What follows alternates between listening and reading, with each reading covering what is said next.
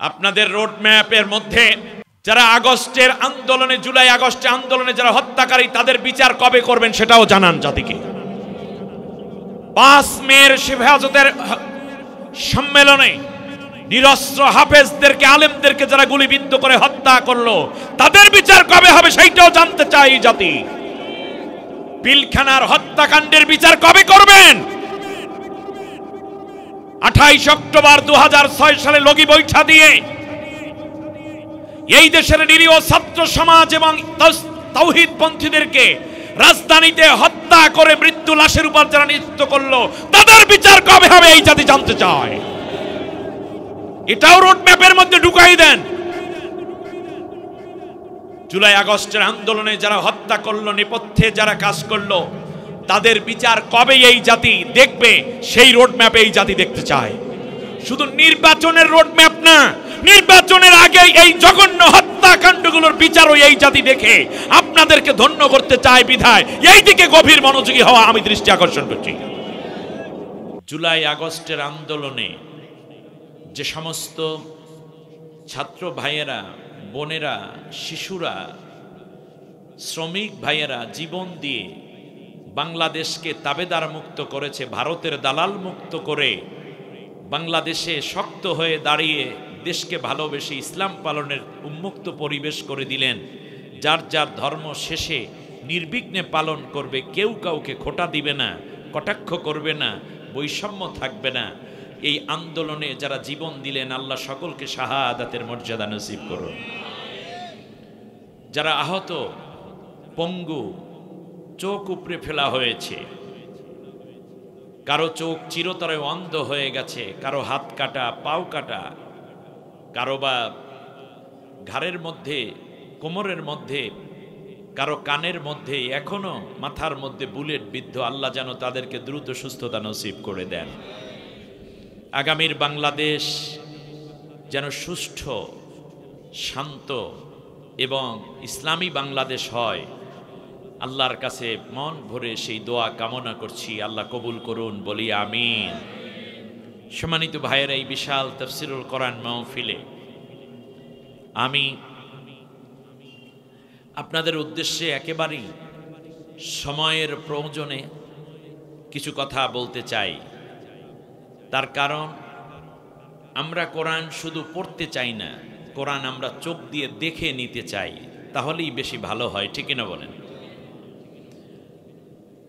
আমি আজকে আপনাদের উদ্দেশ্যে সেজন্য এই পৃথিবীতে যারা জালেম হয় তাদের কিছু আশা আকাঙ্ক্ষা থাকে, থাকে কিনা বলেন? আবার জালেম শাসক যারা হয়, অত্যাচারী স্বৈর শাসক, তাদেরও কিছু প্ল্যান পদ্ধতি থাকে। ঠিক তার পাশাপাশি আল্লাহ রব্বুল আলামিনেরও একটা প্ল্যান থাকে, ঠিক না বলেন? আজকে 2 ধরনের প্ল্যানের কথা জানব। 1 নম্বর হচ্ছে পৃথিবীর বুকে স্বৈর শাসকদের প্ল্যান কেমন, আর দ্বিতীয় জানব তার বিপরীতে আল্লাহ তাআলার প্ল্যান কেমন। এই 2টা বিষয় আমি আপনাদের সামনে, আমার কথা নয়, আমি সবটুকুন আল্লাহর কোরআন দিয়ে বলবো ইনশাআল্লাহ। এই কোরআন দিয়ে বলতে গিয়ে যদি আপনি যেভাবে চলেন, কোরআন যেভাবে বলেছেন, কোরআনের কথা মানে কার কথা? আল্লাহর কথার সাথে মিলে নাই, এখন কি আপনাকে আপনি বিজয় দিবেন না আল্লাহর কোরআনকে বিজয় দিবেন? মেনে নিবেন কোনটা? নফসকে মেনে নিবেন না কোরআনকে মেনে নিবেন? পারবেন তো? যদি দেখেন যে আল্লাহ রব্বুল আলামিন এই বিষয়গুলোকে এভাবে বলেছেন কিন্তু আপনি ওইভাবে নাই, তাহলে আজকে ঠিক হয়ে আল্লাহ যেভাবে বলেছেন আমরা সবাই সেইভাবে চলার চেষ্টা করব। এর নামই তো ইসলাম গ্রহণ করা, নাকি? এর নামই হলো মুসলমান, যে নিজেকে প্রাধান্য দেয় না, আল্লাহর কোরআনকে প্রাধান্য দেয়, নিজের ইচ্ছাকে আল্লাহর কাছে অর্পণ করে। আল্লাহ তুমি যা বলেছো তা মানি, আমার নফসে যা বলে আমি তা মানি না। এক মসজিদের ভেতরে একজন আলেম ওয়াজ করছেন যে নফসে আম্মারা মানুষকে গুনার দিকে নিতে নিতে জাহান্নামে পৌঁছে দেয়। আলোচনা শেষ করে যখন নামাজ সমাপ্ত হলো, এক লোক দাঁড়িয়ে বলল, তেরি মে খোদা নেহি, মাই তেরা বান্দা নেহি, তেরি মে কবি বাদ সুনুঙ্গো নেহি। চিৎকার করছে, মসজিদ থেকে বেরোচ্ছে। লোকেরা ধরে ফেললো, মনে করলো এ মনে হয় ধর্মদ্রোহী হয়ে গেছে, অর্থাৎ তুমি আমার খোদা না, আমিও তোমার বান্দা না, তোমার কথা কোনো দিন শুনব না। লোকেরা ধরে তাকে নিয়ে গেল বাদশার কাছে। ইমাম সাহেবকেও ডাকা হলো, আপনি কি ওয়াজ করেছেন? আর লোকটা এইভাবে বলছে। জিজ্ঞেস করা হলো, তুমি এই কথা কেন বলছো? এখনো সেই কথা বলছো তুমি? লোকটি বলল, বাদশাহ, আপনি যা মনে করেছেন আসল বিষয় সেটা নয়। আমি এতদিন পর্যন্ত নফসে আম্মারার গোলাম ছিলাম। কোন খেয়ালে যেন আজকে জীবনে প্রথমবারের মতো মসজিদে ঢুকে পড়লাম। ইমাম সাহেবের কথাগুলো আমার কলিজার মধ্যে দাগ কেটেছে, আর আমি সিদ্ধান্ত নিয়েছি কোনোদিন আমি আর নফসে আম্মারার গোলাম থাকব না। নফসে আম্মারার কথা আমি কোনোদিন শুনব না। নফসে আম্মারাকে আমার প্রভু মানব না, আর আমিও কোনোদিন নফসে আম্মারার গোলামি করব না। নফসে আম্মারা এখন থেকে যত ধরনের কুপ্রবৃত্তির প্ররোচনা দিবে, আমি কোনোদিন তার আর একটা কথাও মানব না। এখন থেকে আমি আল্লাহ এবং আল্লাহর নবীর কথাই শুনব। আমরা কি পারি এই ডিসিশন নিতে যে আমি কোনোদিন আর নফসের কথা শুনব না, বরং আমার নফসকে কন্ট্রোল করে আল্লাহর কথা শুনাইয়া দেব? পারা যাবে ইনশাআল্লাহ? বলেন। নফস কয় এখন একটা সিগারেট খা, ঠিক আছে কিনা? নফস বলে মেয়েটার দিকে একটু তাকাও। কোন ক্রমে ভুলে যদি একবার চোখ চলে যায়, সাথে সাথে চোখটা নিম্নগামী করব, দ্বিতীয়বার আর চোখ তুলে তার দিকে তাকাবো না, একটা জিহাদের সওয়াব পেয়ে যাব। নফস বলে একটা মিথ্যে কথা বলো, আমরা বলবো না, মিথ্যা বলবো না, যদি জীবনটাও চলে যায় সত্যই বলবো, যা হয় হবে। নফস বলবে একটু চান্দাবাজি কর, ধনী হওয়া দরকার, না না মানুষের সম্পদ লুণ্ঠন করব না। নফস বলে একটা জেনা করে ফেলো, কিচ্ছু হবে না, পরে তওবা করবা না। আমি কোনোদিনও কোনো নারীর স্পর্শ করব না, কেবলমাত্র আমার স্ত্রী কি আমি ব্যবহার করব। নফস বলবে একটু মালে ভেজাল মেশাও। নফস বলবে ফজরের নামাজটা একটু কাজা করে ফেলো। নফস বলে ফজর ওয়াক্তে আর একটু ঘুমাইয়া নাও। নফস বলে রোজা রাখার দরকার নেই। নফস বলে একবার দাড়িটা একটু কামা, সুন্দর হবে, দেখতে খুব স্মার্ট লাগবে। না না না, এই রকম হাজার রকমের অছুয়াশা শয়তান নফসের মধ্যে দিবে। আমি শক্ত থেকে আল্লাহকে ভয় করে আল্লাহর গোলামিত্ব করব, নবীর পায়রবি করব, তাহলে আমি নফসের উপরে বিজয় লাভ করব। আর আমার আল্লাহ ডাক দিয়া বলেন, ইয়া আইয়াতুহান নাফসুল মুতমাইন্নাতুর রজিই ইলা রাব্বিকি রাদিয়াতাম মারদিয়া ফাদখুলি ফি ইবাদি ওয়াদখুলি জান্নাতি। তুমি যখন নফসে আম্মারাকে পরাজিত করো, তখন তুমি আমার গোলাম হয়ে যাও। আল্লাহ বলছেন, সুবহানাল্লাহ।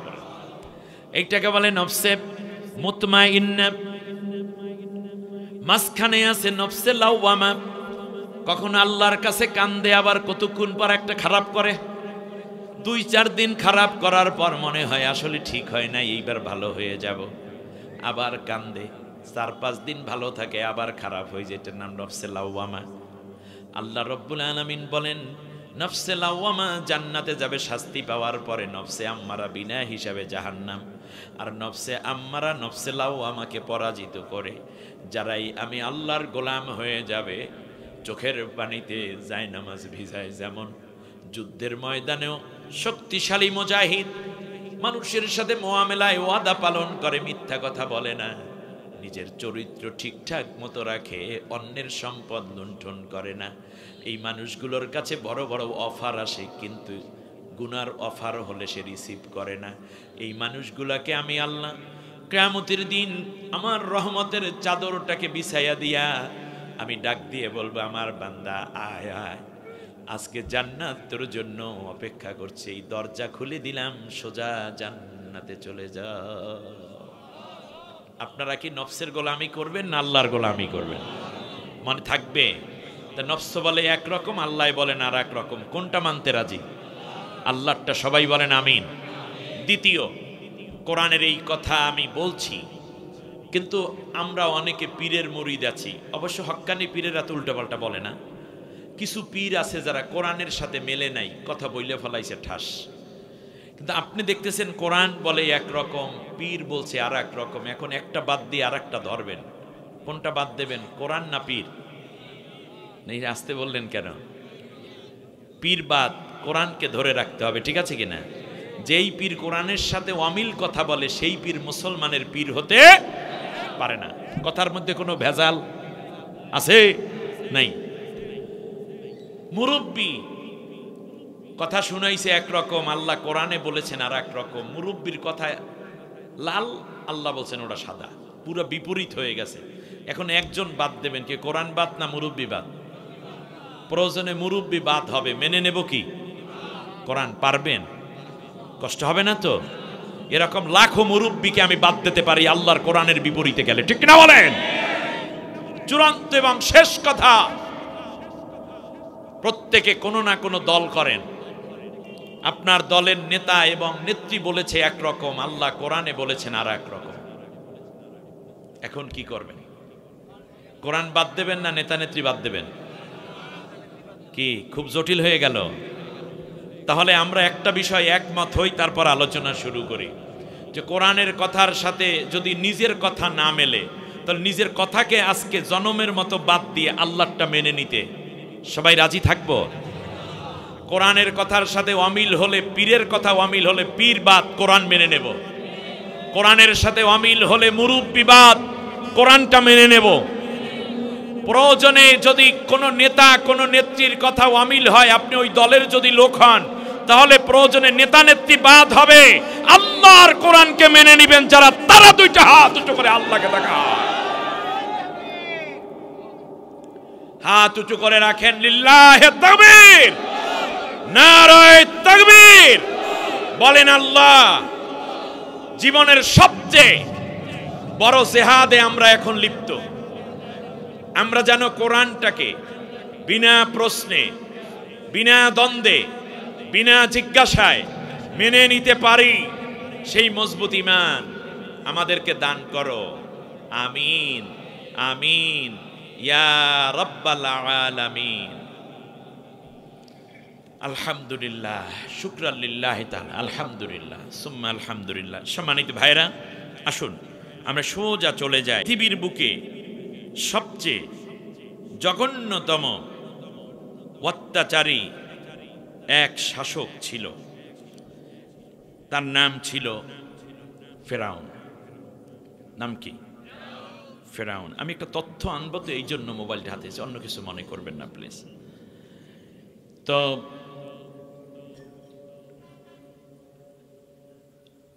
এই ফেরাউন দুনিয়ার বুকে অন্যায় করেছে, অত্যাচার করেছে, এমনকি ৮০,০০০ শিশুকে হত্যা করেছে। আপনারা জানেন বনি ইসরাইলের এই ৮০,০০০ শিশুকে হত্যা করার উদ্দেশ্য ছিল যাতে মুসাকে হত্যা করা যায়, ঠিক না বলেন? কিন্তু মুসাকে কি হত্যা করতে পেরেছে? না। সবাই সুন্দর করে কথা শুনেন, আমি আলোচনার গ্রাউন্ডটা তৈরি করে ফেলেছি ইনশাআল্লাহ, এখন আস্তে আস্তে বের হবে কথা। আমার জন্য দোয়া করবেন তো? রব্বি জিদনি ইলমা।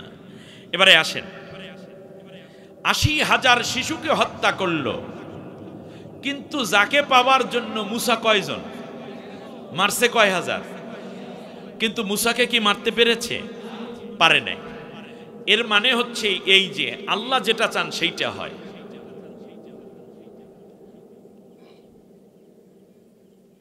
এই পৃথিবীতে যারা স্বৈর শাসক তারা মনে করে এরে মারলি আমার ক্ষমতা টিকবে, একে মারলে আমার পথ পরিষ্কার, একে ফাঁসি দিলে আমার বিরুদ্ধে আর কেউ থাকবে না, একে গুম করলে আমার একেবারে দীর্ঘদিন আমি ক্ষমতায় থাকবে, এরে আয়না ঘরে পাঠাইলে আমার বিরুদ্ধে কথা বলার আর কেউ থাকবে না।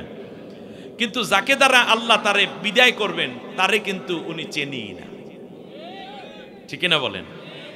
ঠিক সেই কাজটাই আল্লাহ তাআলা যুগে যুগে যে করেন তার শেষ প্রমাণ হলো আমাদের বাবুজান।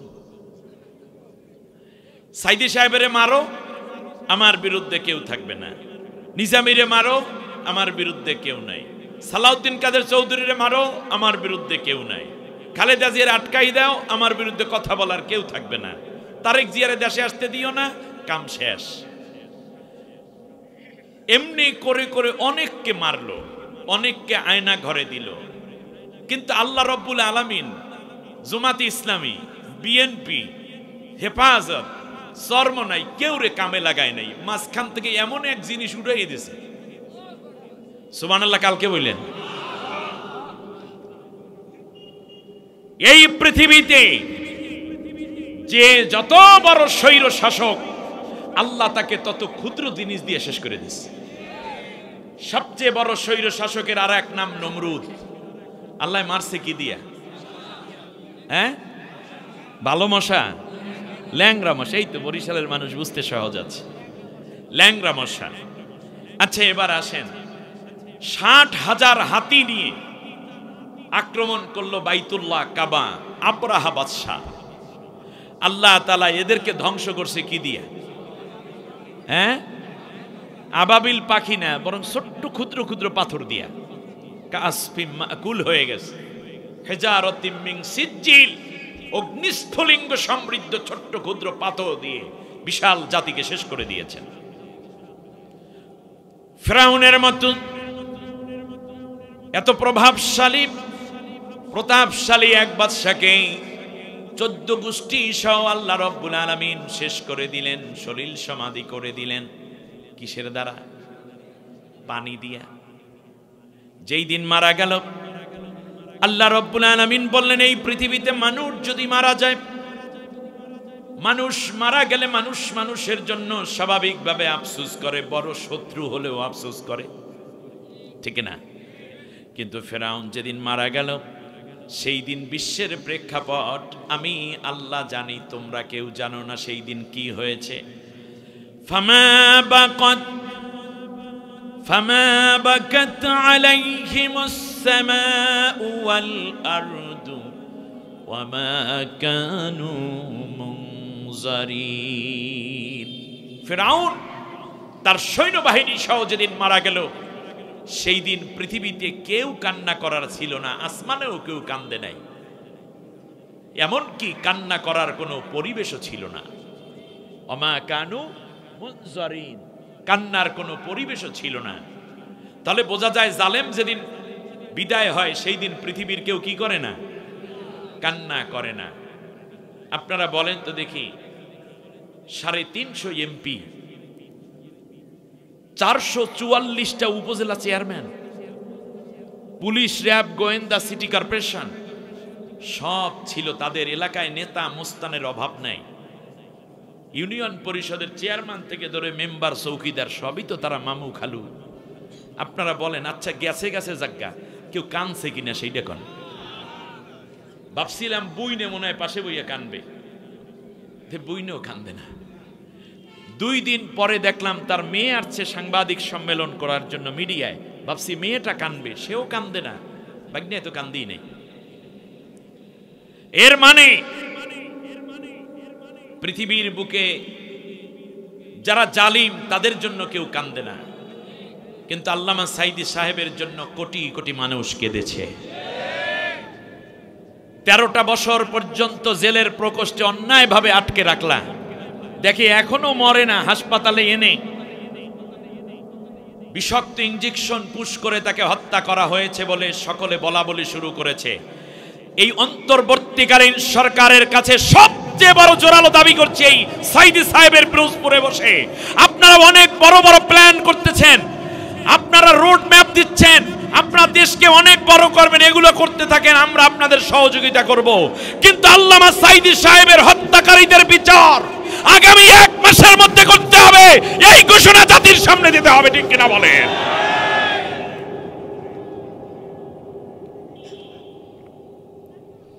আপনাদের রোড ম্যাপের মধ্যে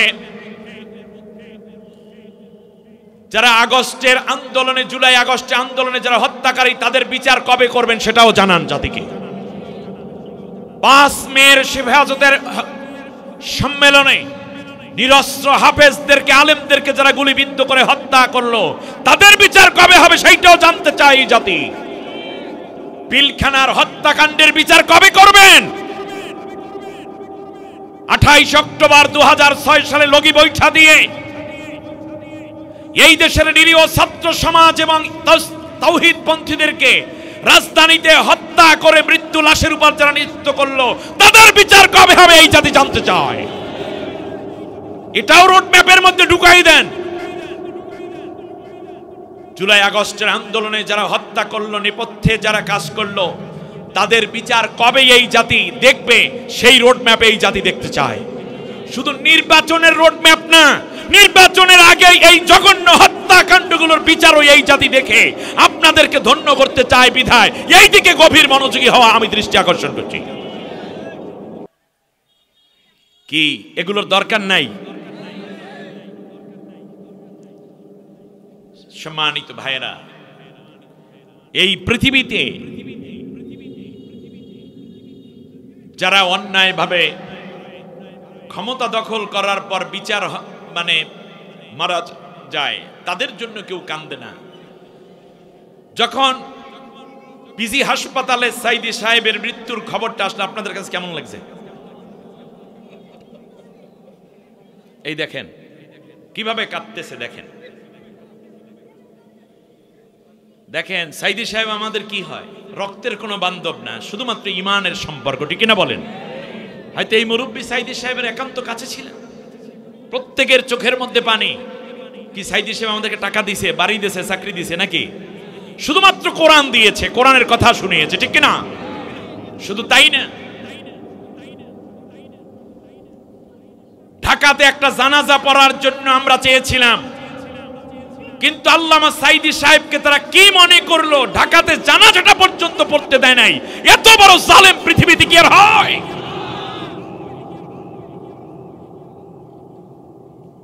পিরোজপুরেও জানাজা পড়তে এসে বিভিন্ন জায়গায় সোনার ছেলেরা তোমরা একজন আলেমের জানাজা পড়ার পথে মুসল্লিদেরকে বাধা দিয়েছো, গাড়ি ভাঙচুর করেছো, জানাজা শেষে চলে যাচ্ছে সেই মুহূর্তেও বাধা দিয়েছে।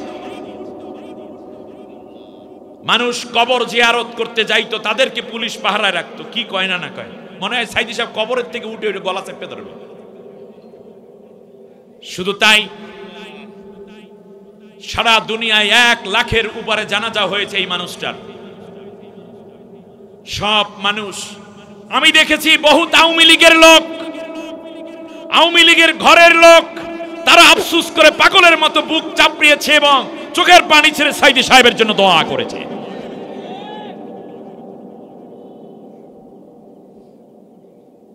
আমার বন্ধুগণ, মায়েরা রোজা রেখেছে, বোনেরা রোজা রেখেছে, ক্লান্ত হয়ে পড়েছিলেন তারা সাইদি সাহেবের এই মৃত্যুতে।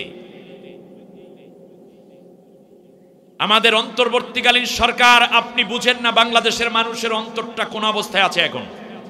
যদি বুঝতেন তাহলে আমাদের এটিএম আজহার সাহেবকে আপনারা ছেড়ে দিতেন।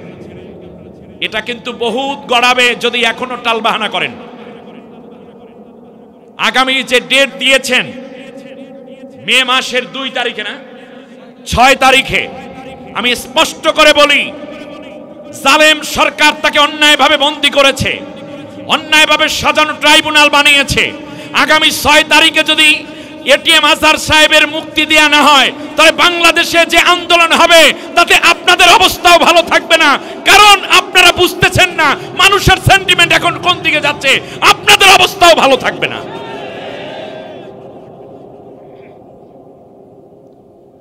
আমি যে কথা বলতে চাই, আল্লামা সাইদি সাহেব মরার পরে কত মা চোখের পানি ছেড়ে কেঁদেছে। রংপুরে এক ভদ্রলোক নিয়ত করেছে সাইদি সাহেব অ্যারেস্ট হওয়ার পরে যে যতদিন তিনি মুক্ত না হন ততদিন আমি রোজা রাখতে থাকব। রোজা অবস্থায় তিনি ইন্তেকাল করার সময় বলেছেন, সন্তানকে ডেকে বলেছেন, আমি তো চলে যাচ্ছি, আমি গত রাতে সাইদি সাহেবকে স্বপ্নে দেখেছি। তিনি তখনও জীবিত, সাইদি সাহেব জেলে। বলছে তুমি, তার ছেলেদেরকে ডেকে বলেছে, আত্মীয়কে, যে আমি মরার পরে সাইদি সাহেব যেন আমার জানাজাটা একটু পড়াইয়া দেয়। এ ভালোবাসা সৃষ্টি করেছেন যিনি, তার নাম কি? আল্লাহ। সেই কোরআনের জন্য আমরা ভালোবাসি একে অন্যকে। ব্যক্তি জামাল উদ্দিন, ব্যক্তি সাইদি সাহেব নয়, ব্যক্তি গোলজার নয়, ব্যক্তি অমুক নয়, বরং আমরা ভালোবাসি আল্লাহর কোরআনকে। সুতরাং কোরআন যার সাথে আছে আমরা তাকে ভালোবাসবো, তার পক্ষে থাকবো। যারা এই থিওরিতে এক যে কোরআন আছে যেখানে আমরা যাব সেখানে, সেই হাত যারা উঠাবেন, এখন থেকে আমরা কোরআনের পক্ষে থাকবো, কোরআন ওয়ালাদের সাথে থাকবো। কোরআন যেই দলে আছে আমরা সেই দলে থাকবো।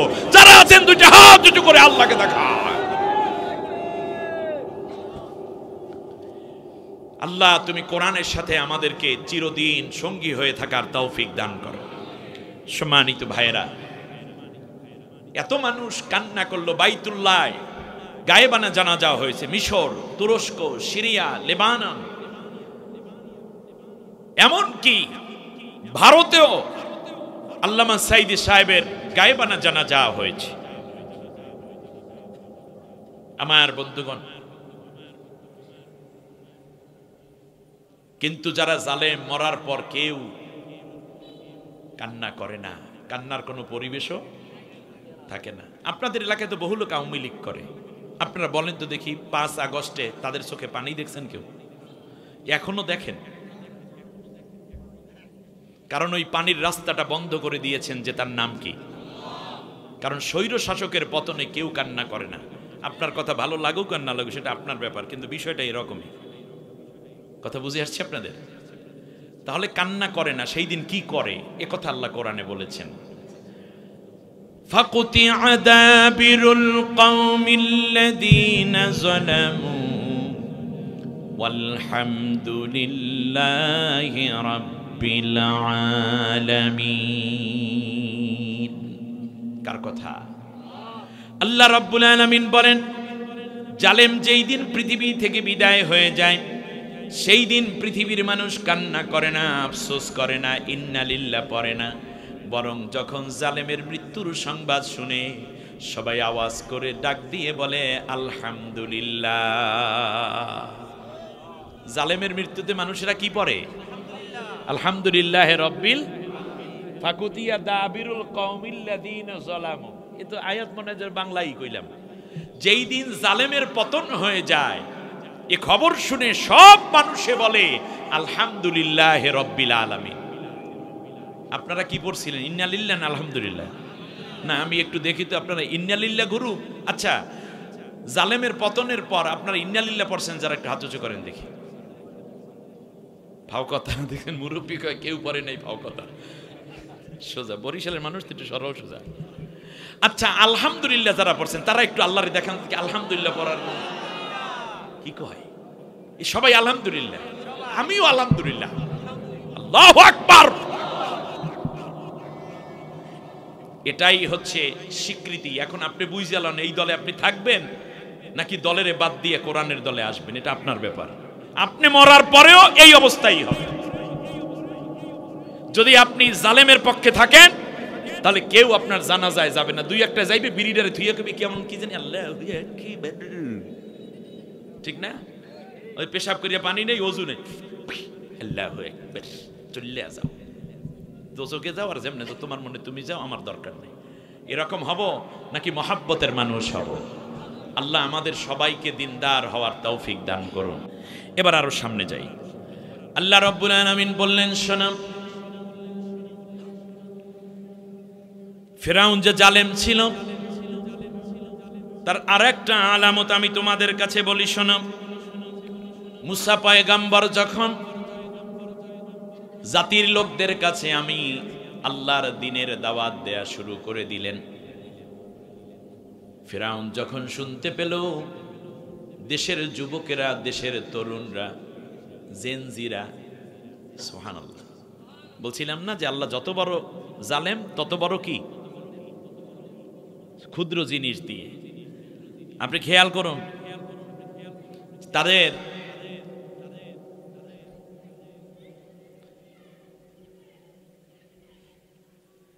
তাদের এমন অবস্থা হলো,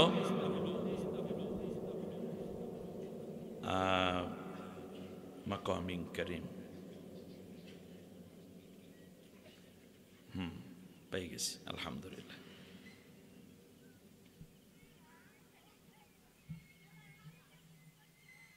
আমি যে আয়াতটা খুঁজতেছিলাম আল্লাহ তাআলা মনে করাই দিয়েছেন, আলহামদুলিল্লাহ। আল্লাহ শুকরিয়া আদায় করছি, আল্লাহ শুকরিয়া আদায় করছি। জি, এখন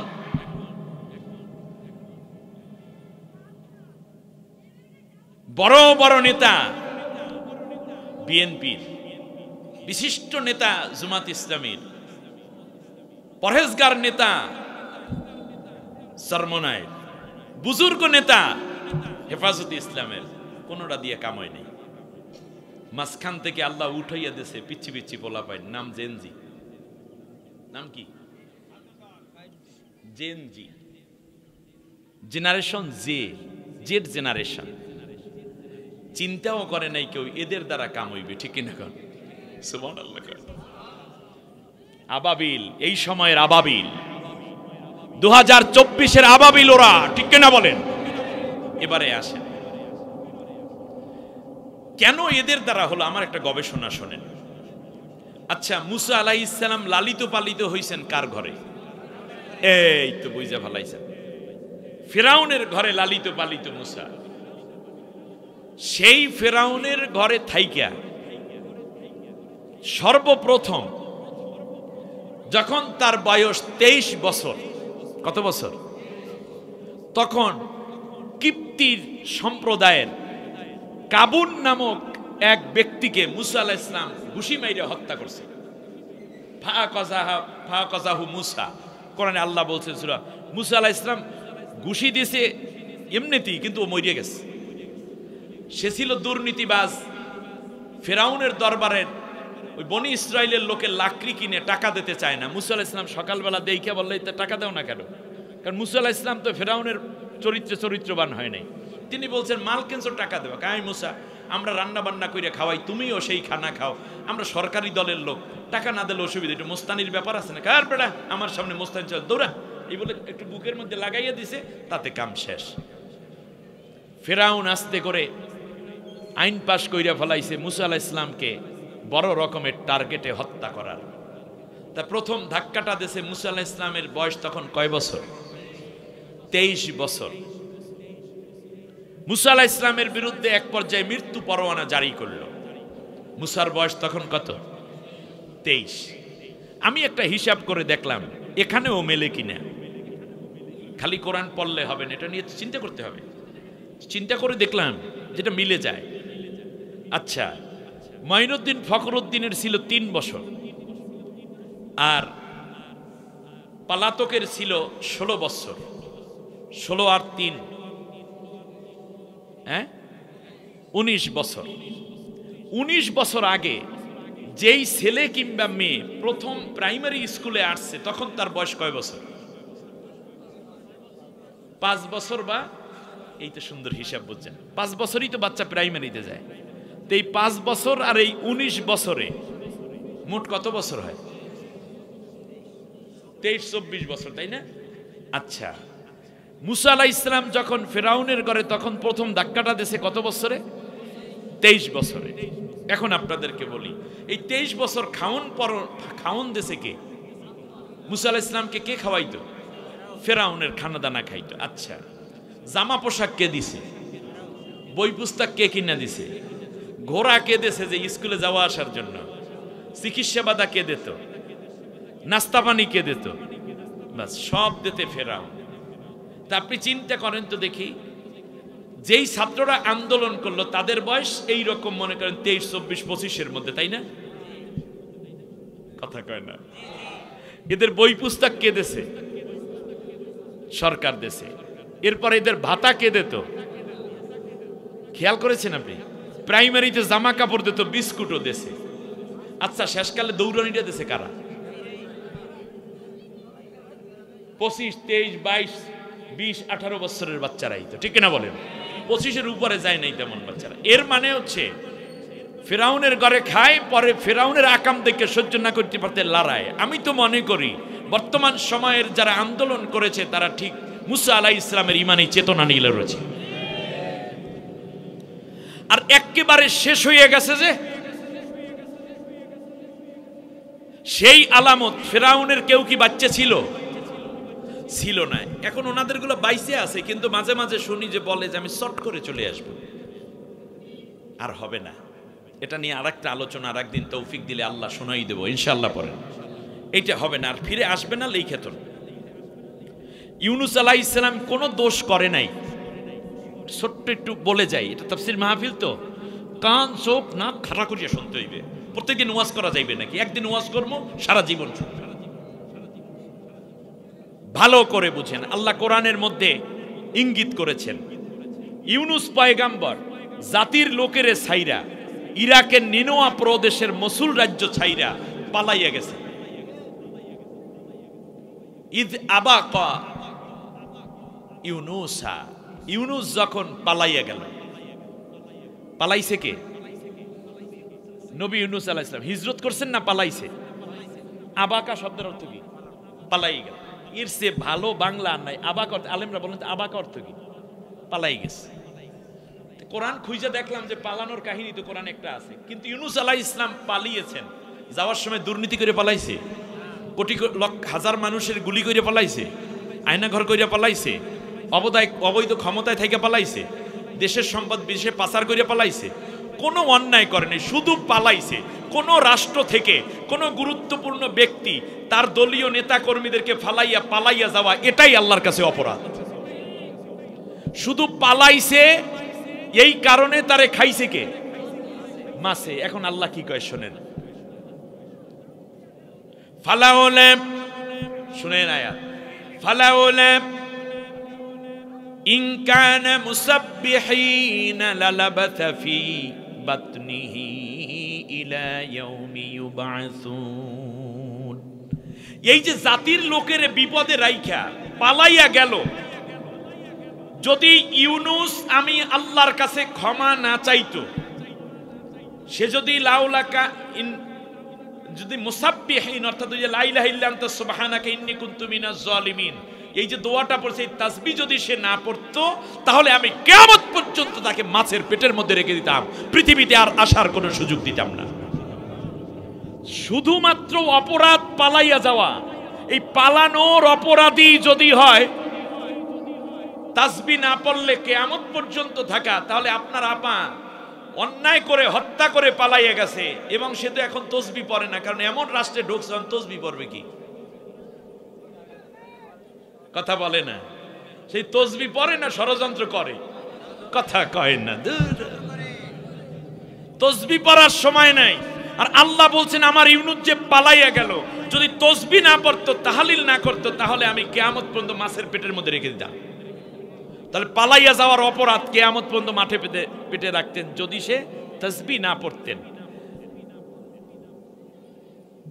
ফাহুয়া মুলিম, আল্লাহ কোরআনের মধ্যে বলেছেন যে সে নিজেকে নিজে ধিক্কার দেওয়া শুরু করলো। ছি, আমি কেন এ জাতির লোকের বিপদে রাইখা আমি একা পালাইনে রওনা করলাম। এই কারণে সে নিজেকে নিজে কি দিচ্ছেন? ধিক্কার দিচ্ছেন। তিনি কি ধিক্কার দিচ্ছেন? আপাই কি ধিক্কার দেয় নিজেরে? বরং বলে যে আমি দোষটা করছি কি। অতএব কোন লাইনের মধ্যে নাই। 40 দিন পর আল্লাহ রাব্বুল আলামিনের কুদরত, ইউনুস আলাইহিস সালাম মাছের পেট থেকে আল্লাহ তাকে ফেলে দিলেন। আল্লাহর কুদরতে ফালাইছে কোথায়? সরের মধ্যে। আপনারা জানেন নদীর কিনারে। আল্লাহ রাব্বুল আলামিন বলেন তখন আমি তাকে শাজারাতিম মিন ইয়াকতিন, আল্লাহ কোরআনে আয়াত বলছেন শাজারাতিম মিন ইয়াকতিন, অর্থাৎ কদু গাছের নিচে। ইয়াকতিন শব্দের অর্থ হলো কদু বা লাউ যাই বলেন, আর একটা শশা গাছকেও আরবিতে ইয়াকতিন বলে। এই গাছের নিচে আমি তারে শোয়াইয়া রাখলাম 3 মাস। মুক্তি পাইছেন কয়দিন পর, আর শোয়াইয়া রাখছেন কয় মাস?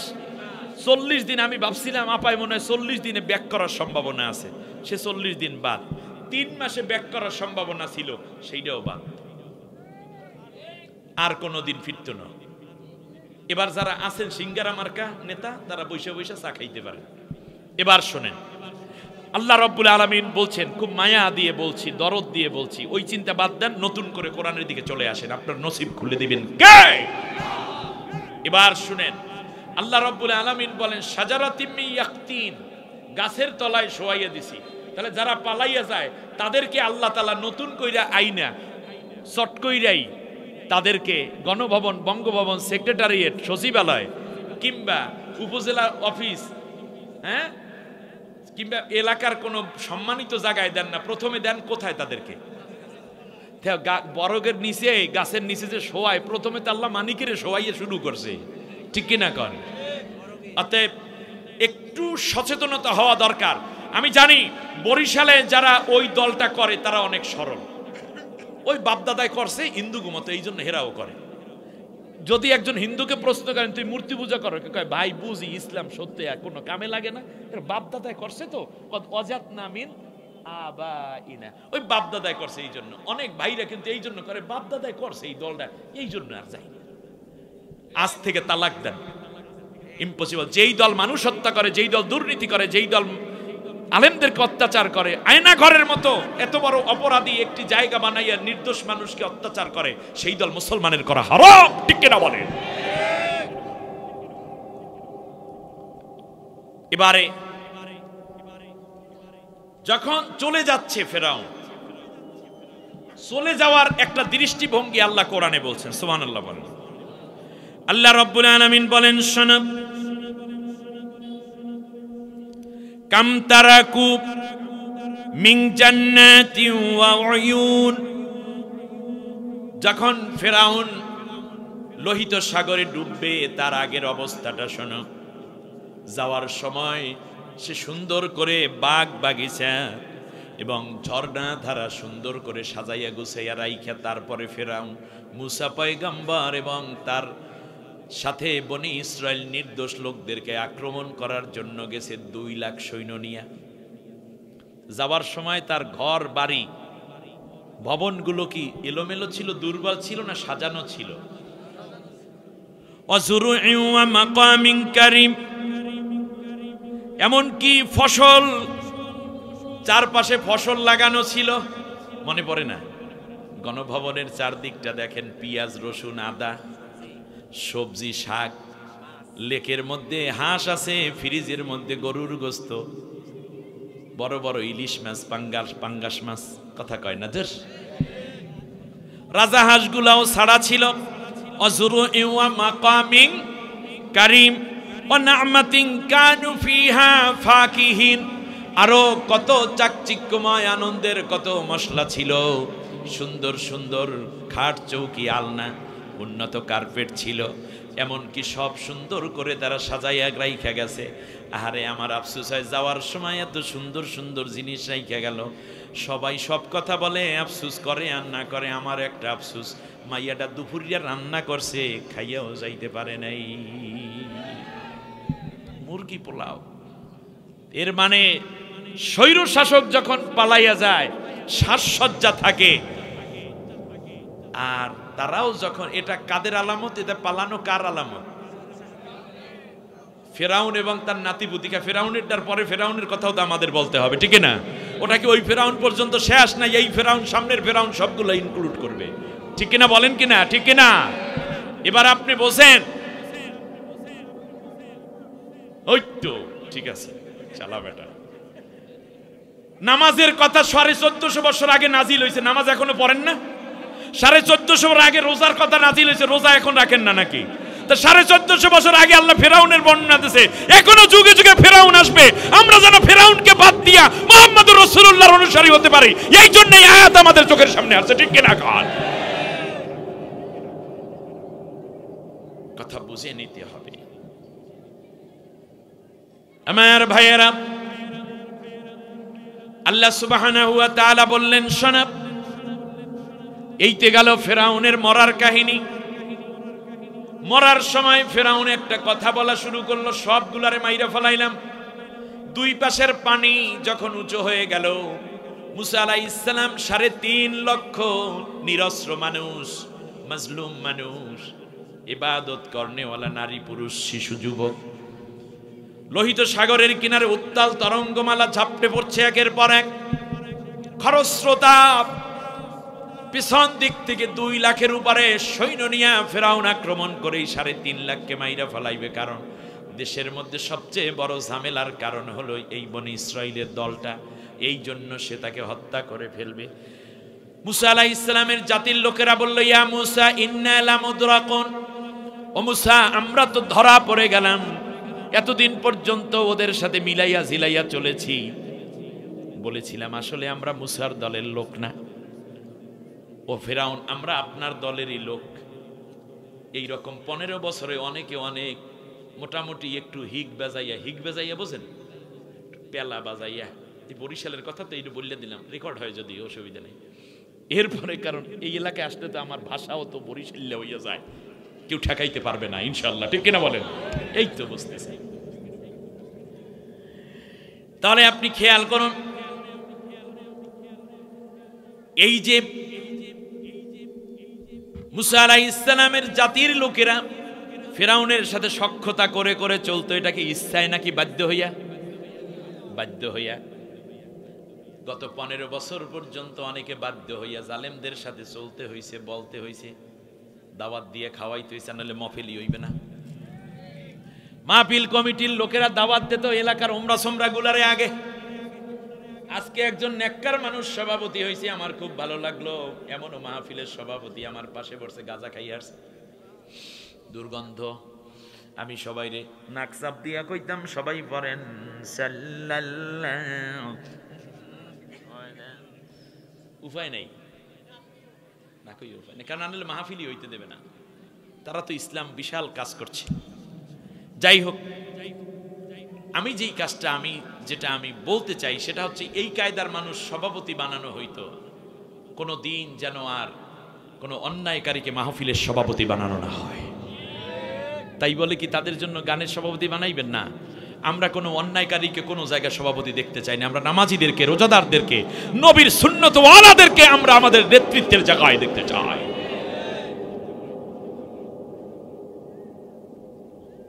আমার বন্ধুগণ, কষ্ট হচ্ছে আপনাদের?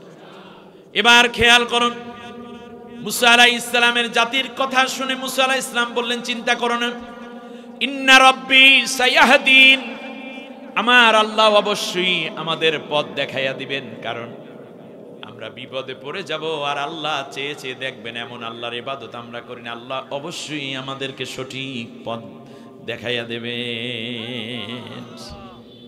আল্লাহ ডাক দিয়া বললেন, মুসা তোমার হাতের লাঠিটা আসেনি? আল্লাহ আছে। এই লাঠি দিয়ে একটা বাড়ি মারো। সুবহানাল্লাহ। কি দিয়া? আরো জোরে। এই লাঠির পাওয়ার দিয়েছেন কে? আল্লাহ।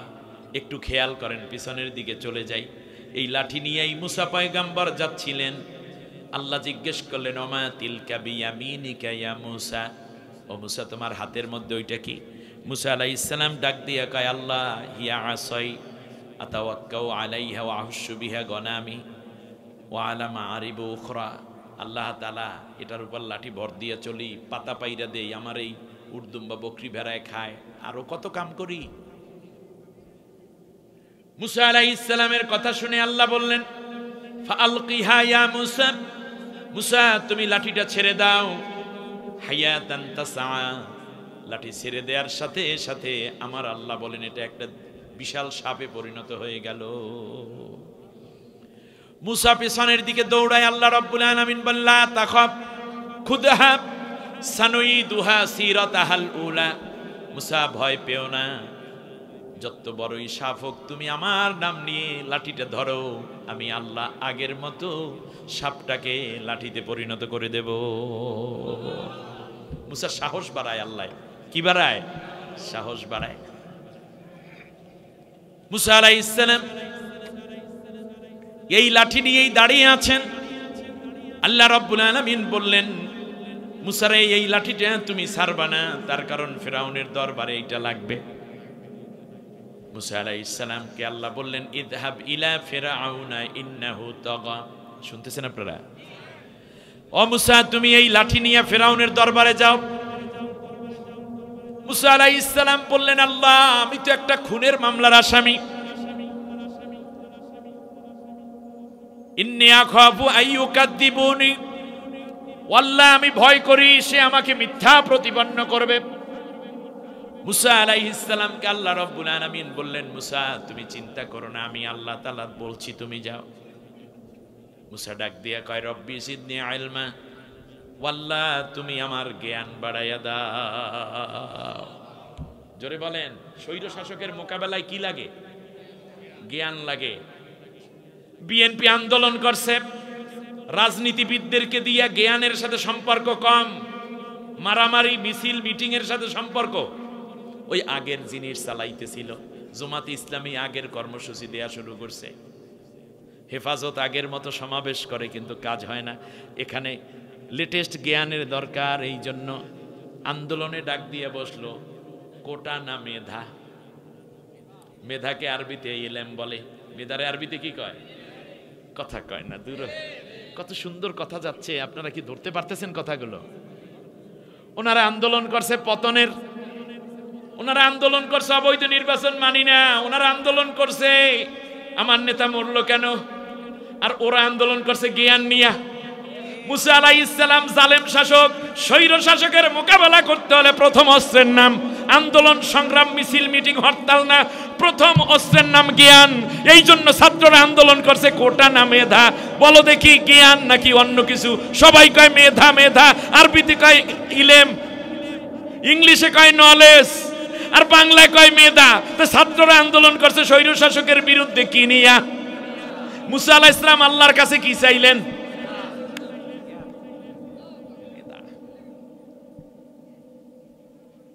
বিজয় হইবে কিসের? মুসা আলাইহিস সালাম অ্যাটম চায় নাই, গ্রেনেড চায় নাই, মাঠ চায় নাই, ঘাট চায় নাই, চাইছেন কি?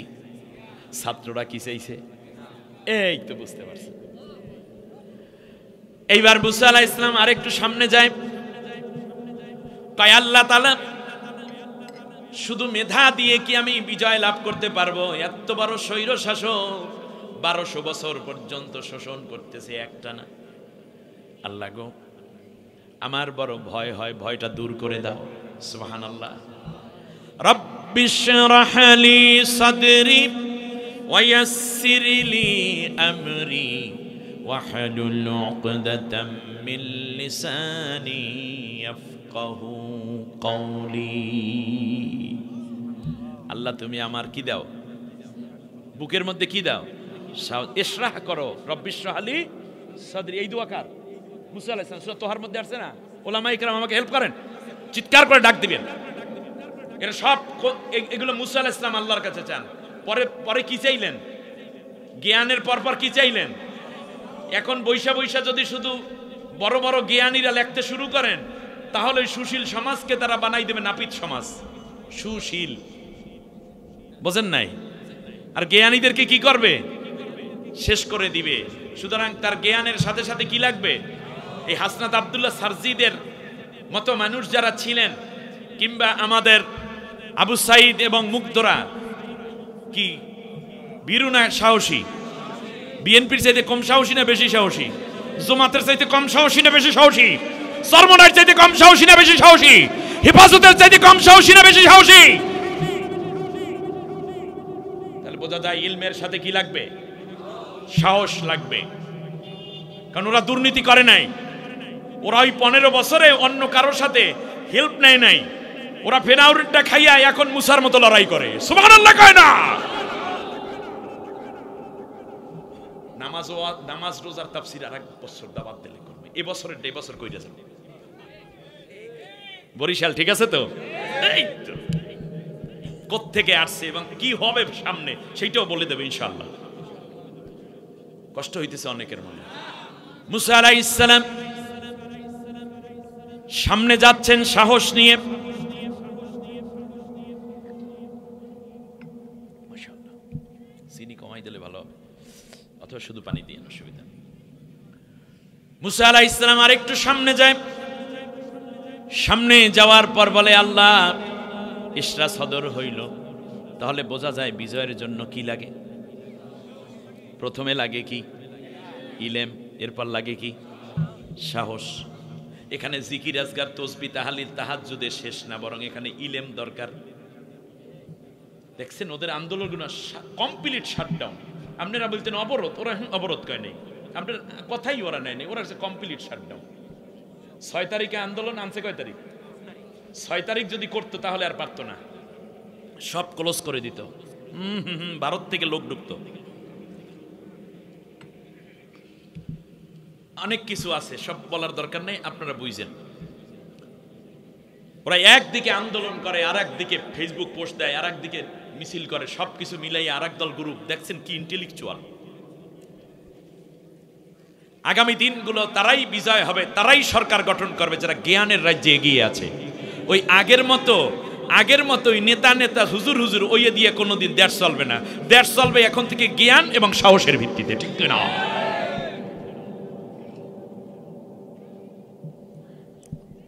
মুসা আলাইহিস সালাম সামনের দিকে এগিয়ে বললেন আল্লাহ আমার ইসরা সদর করো। পৃথিবীর সব নবীগণ ছিলেন সাহসী, কোন কাপুরুষ নবী হতে আর কোন কাপুরুষকে আল্লাহ তাআলা নবুয়ত দেন না। যিনি নবী তার সাহস ছিল বুকটা ভরা, ঠিক কিনা? আমাদের হইলে এমন সাহস কয় হুজুর সাহসের অভাব নাই, খাইছে খালি ডরে, ঠিক কিনা? হ্যাঁ, সাহসের অভাব নাই।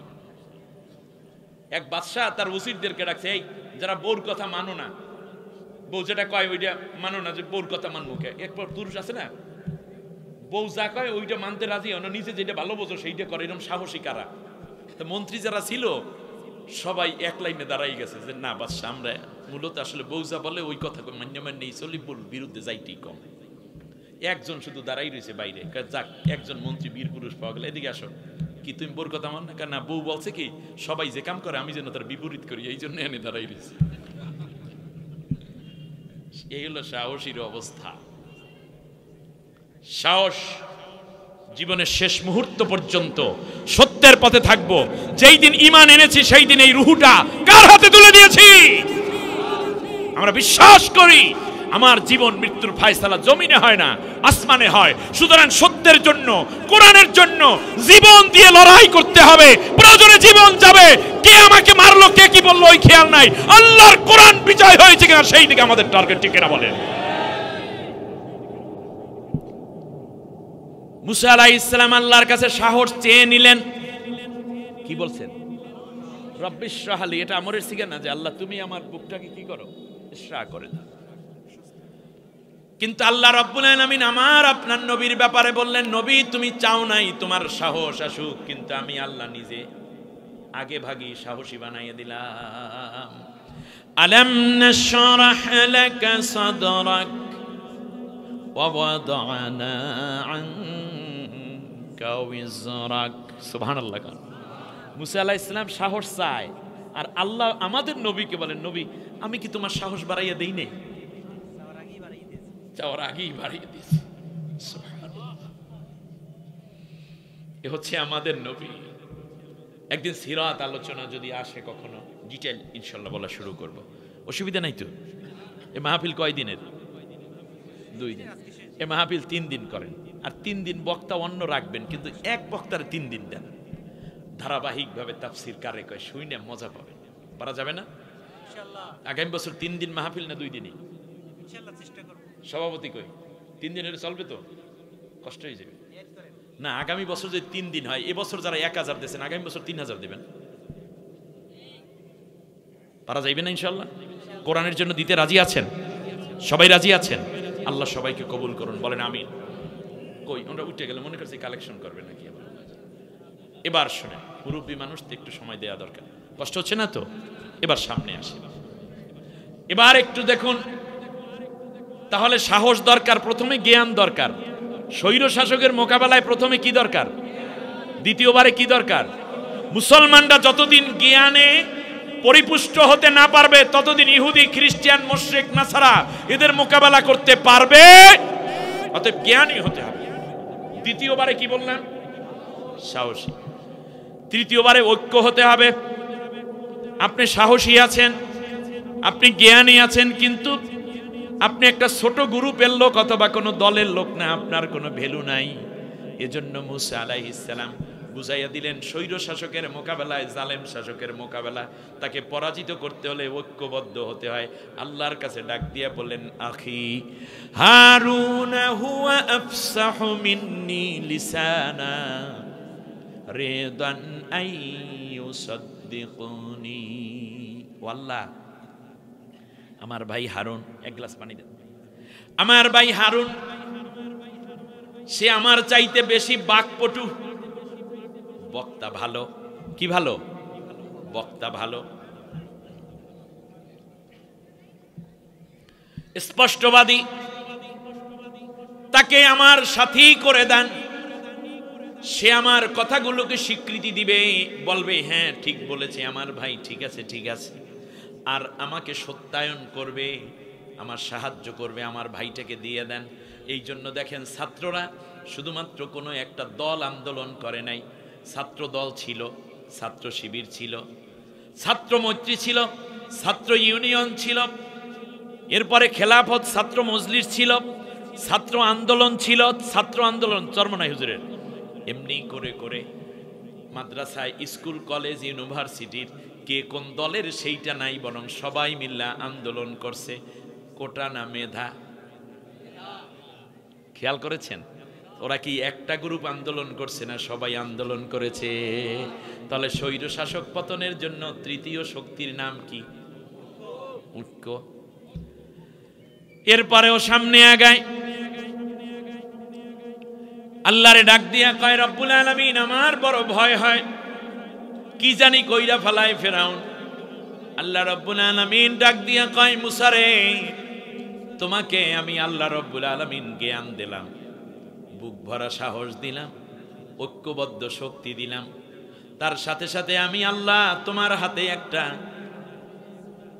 মুজিজাপূর্ণ লাঠি দিলাম। এরপরেও তুমি যদি ভয় পাও তাহলে চিন্তা করো না মুসা, তামাম পৃথিবীর সবচেয়ে বড় একটা স্বৈর শাসকের সামনে তোমাদের দুইটা ভাইকে আমি আল্লাহ একা ছেড়ে দিব না, বরং তোমরা দুইজন নাও, বরং আমি আল্লাহ রব্বুল আলামিন তোমাদের সাথী হয়ে থাকব। আল্লাহ রব্বুল আলামিন বললেন, ও মুসা ভয় পেও না, ইন্নী আরাকুমা ওয়া আসমা।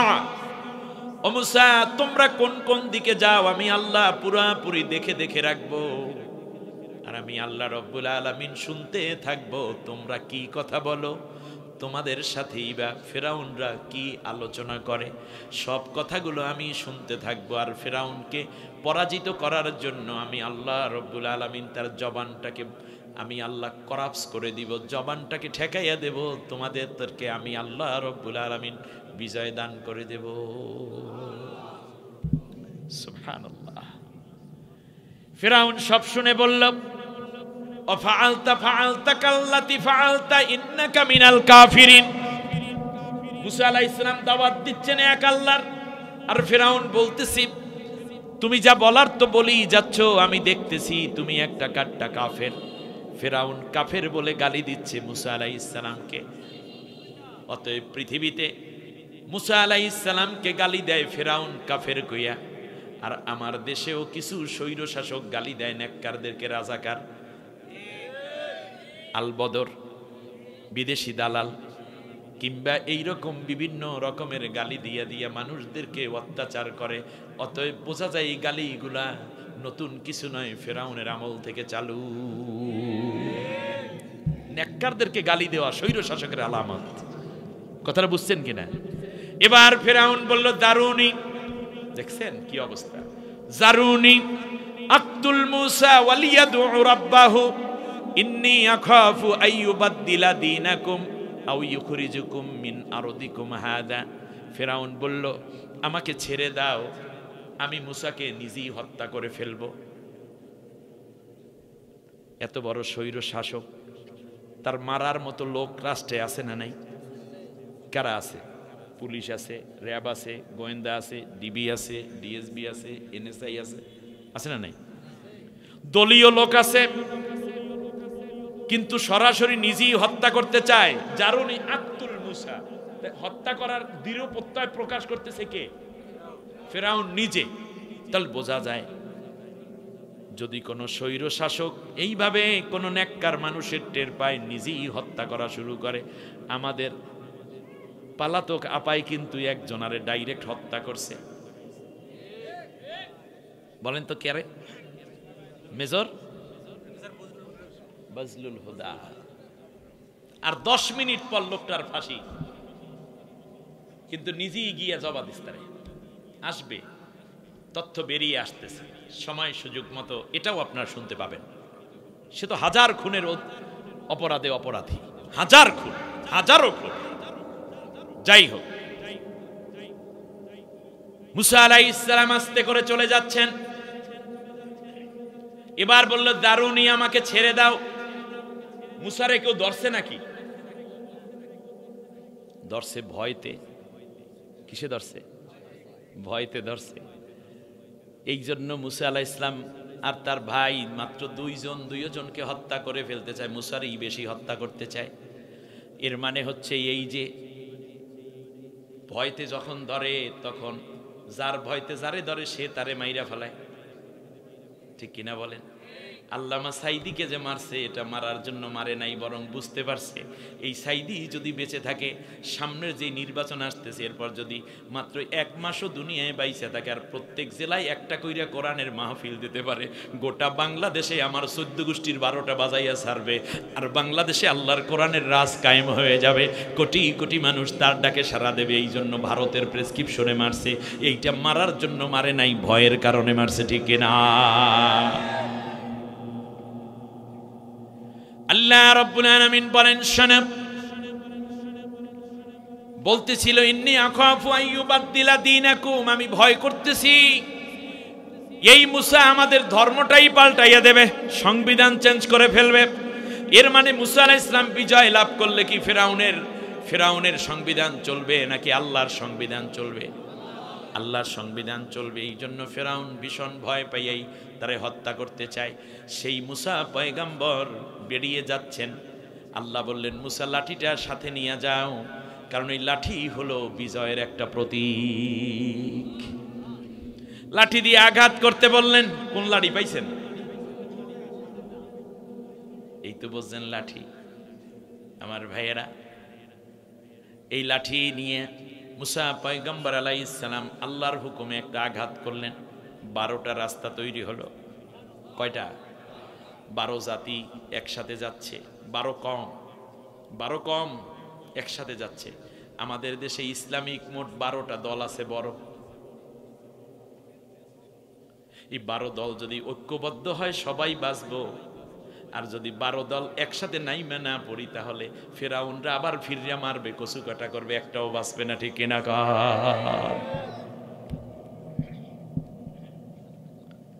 মুসা আলাইহিস সালাম ওপার চলে গেলেন 3.5 লাখ বনি ইসরাইল নিয়ে। এইদিকে ফিরআউন এসে দেখতেছে কি সুন্দর রাস্তা বানানো, নেমে পড়লো। ডাক দিয়া বলতেছে, আমি কি বলি নাই আমার কথায় তাজরি মিন তাহতিহা, আমার কথায় এই নীল নদ, এই লোহিত সাগর চলে, আমি কি বলি নাই? দেখো কি সুন্দর রাস্তা বানাই থুইছি আমি, নাইমে পড়ো।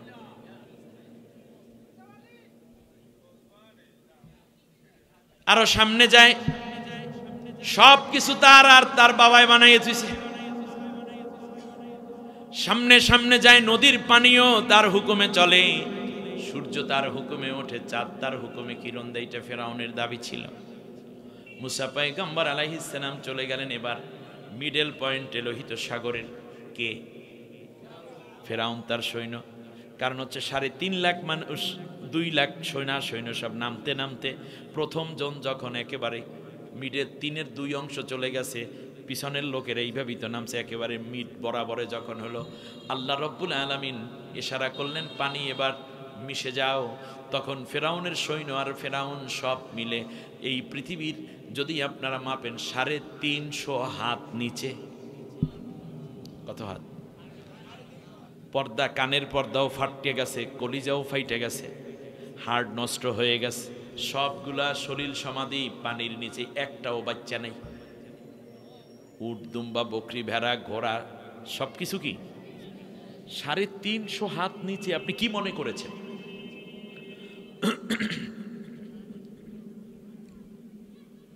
একটা একটা করে উপরে উঠতেছে। মুসা আলাইহিস সালাম দেখছেন, জাতির লোকেরাও দেখছে। আনতুম তানজুরুন, আল্লাহ রাব্বুল আলামিন বললেন তোমরা নিজেরা দেখতেছিলাম। ইজনাজ্জাইনাকুম মিন আলি ফিরআউনা ইয়াসুমুনাকুম সুআল আযাব, মহা কঠিন বিপদ থেকে আমি আল্লাহ ফেরাউনের অত্যাচার থেকে তোমাদেরকে বাঁচাইছিলাম। ফাআনজাইনাকুম ওয়া আগরাকনা আলা ফিরআউনা ওয়া আনতুম তানজুরুন, লোহিত সাগরের ওপারে দাঁড়াইয়া দাঁড়াইয়া তোমরা দেখতেছিলা, তোমাদেরকে আমি আল্লাহ বাঁচাইয়া দিয়েছি। আর ফেরাউনের 14 গোষ্ঠীরে কেমনে শেষ কইরা দিছি তা তো তোমরা নিজেরা দেখতেই ছিলা। এখন মনে হয় আল্লাহ আমাদেরকে বুঝাইতেছেন, আলেম ওলামাদেরকে মারলে, দুর্নীতি করলে, চাঁদাবাজি করলে, অন্যায়ভাবে ক্ষমতায় থাকতে হইলে, ঘুষ খাইলে, আত্মীয় স্বজন আত্মীয়করণ করলে কি পরিণতি হয় তা তো তোমরা নিজেরাই দেখতেছিলা। এর পরেও কি তোমরা এই আকাম কুকাম করবানি?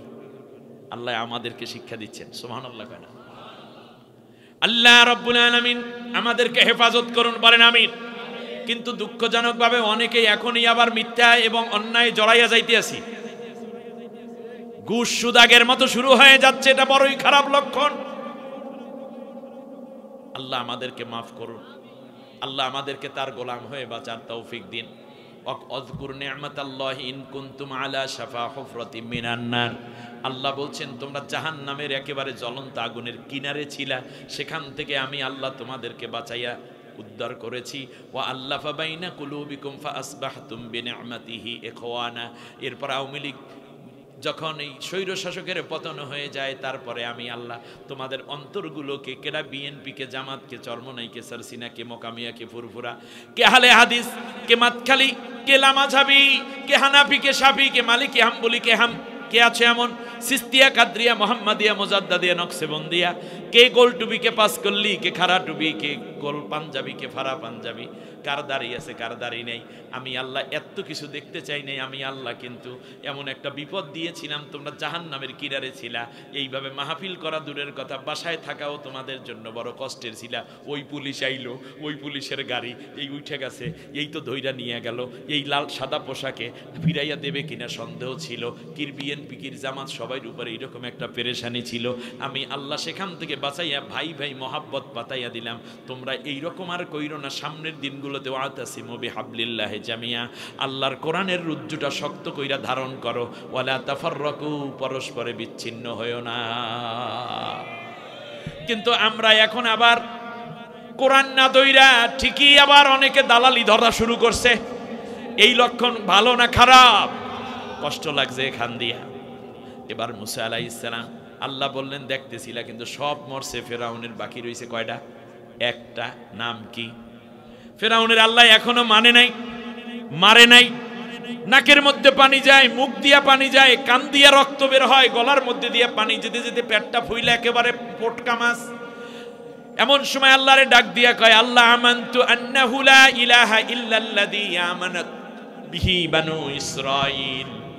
ও আল্লাহ, আমি তোমার উপর ঈমান আনছি। কে কয়?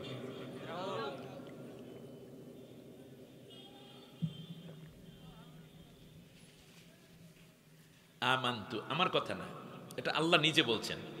আমানতু আন্নাহু লা ইলাহা। ওই ফেরাউন কি কথা বলছে ওটা আমরা জানি, সমুদ্রের মধ্যে আল্লাহ জানে। সেই ফেরাউনের জবান থেকে কি বের হইল শোনেন। আমানতু আন্নাহু লা ইলাহা ইল্লাল্লাযী আমানাত বিহি বানু ইসরাঈল ওয়া আনা মিনাল মুসলিমিন। কত সুন্দর কথা। ও আল্লাহ, আমি তোমার উপর ঈমান এনেছি, এরপরেও মুখের মধ্যে পানি যায়, ডাক দিয়া কয় আল্লাহ বিশ্বাস হয় না, আমি ঈমান আনছি। এবার আল্লাহর তাফসীর কইরা শোনায়, আমানাত বিহি বানু ইসরাইল, বানি ইসরাইলের লোকেরা যেই আল্লাহর উপর ঈমান আনছে, আমি ওই আল্লাহর উপর ঈমান আনছি। কারণ ওই আল্লাহর উপর ঈমান আনলে নদী পার হওয়া যায়, মুক্ত থাকা যায়। ওই আল্লাহর উপরে ঈমান আনলে বিপদ থেকে বাঁচা যায়। এখন ওই আল্লাহর উপরে ঈমান আনছে, কার উপরে? এখন দেখবেন অনেকে নতুন দাড়ি রেখা ফেলাইছে, তাদের দলের চিল্লায় চল্লে গেছে। সরসিনা হুজুরের পাগড়ি ধরছে, সরমনাই হুজুরের কালা পাগড়িটায় হাত দিছে, ঠিক কিনা?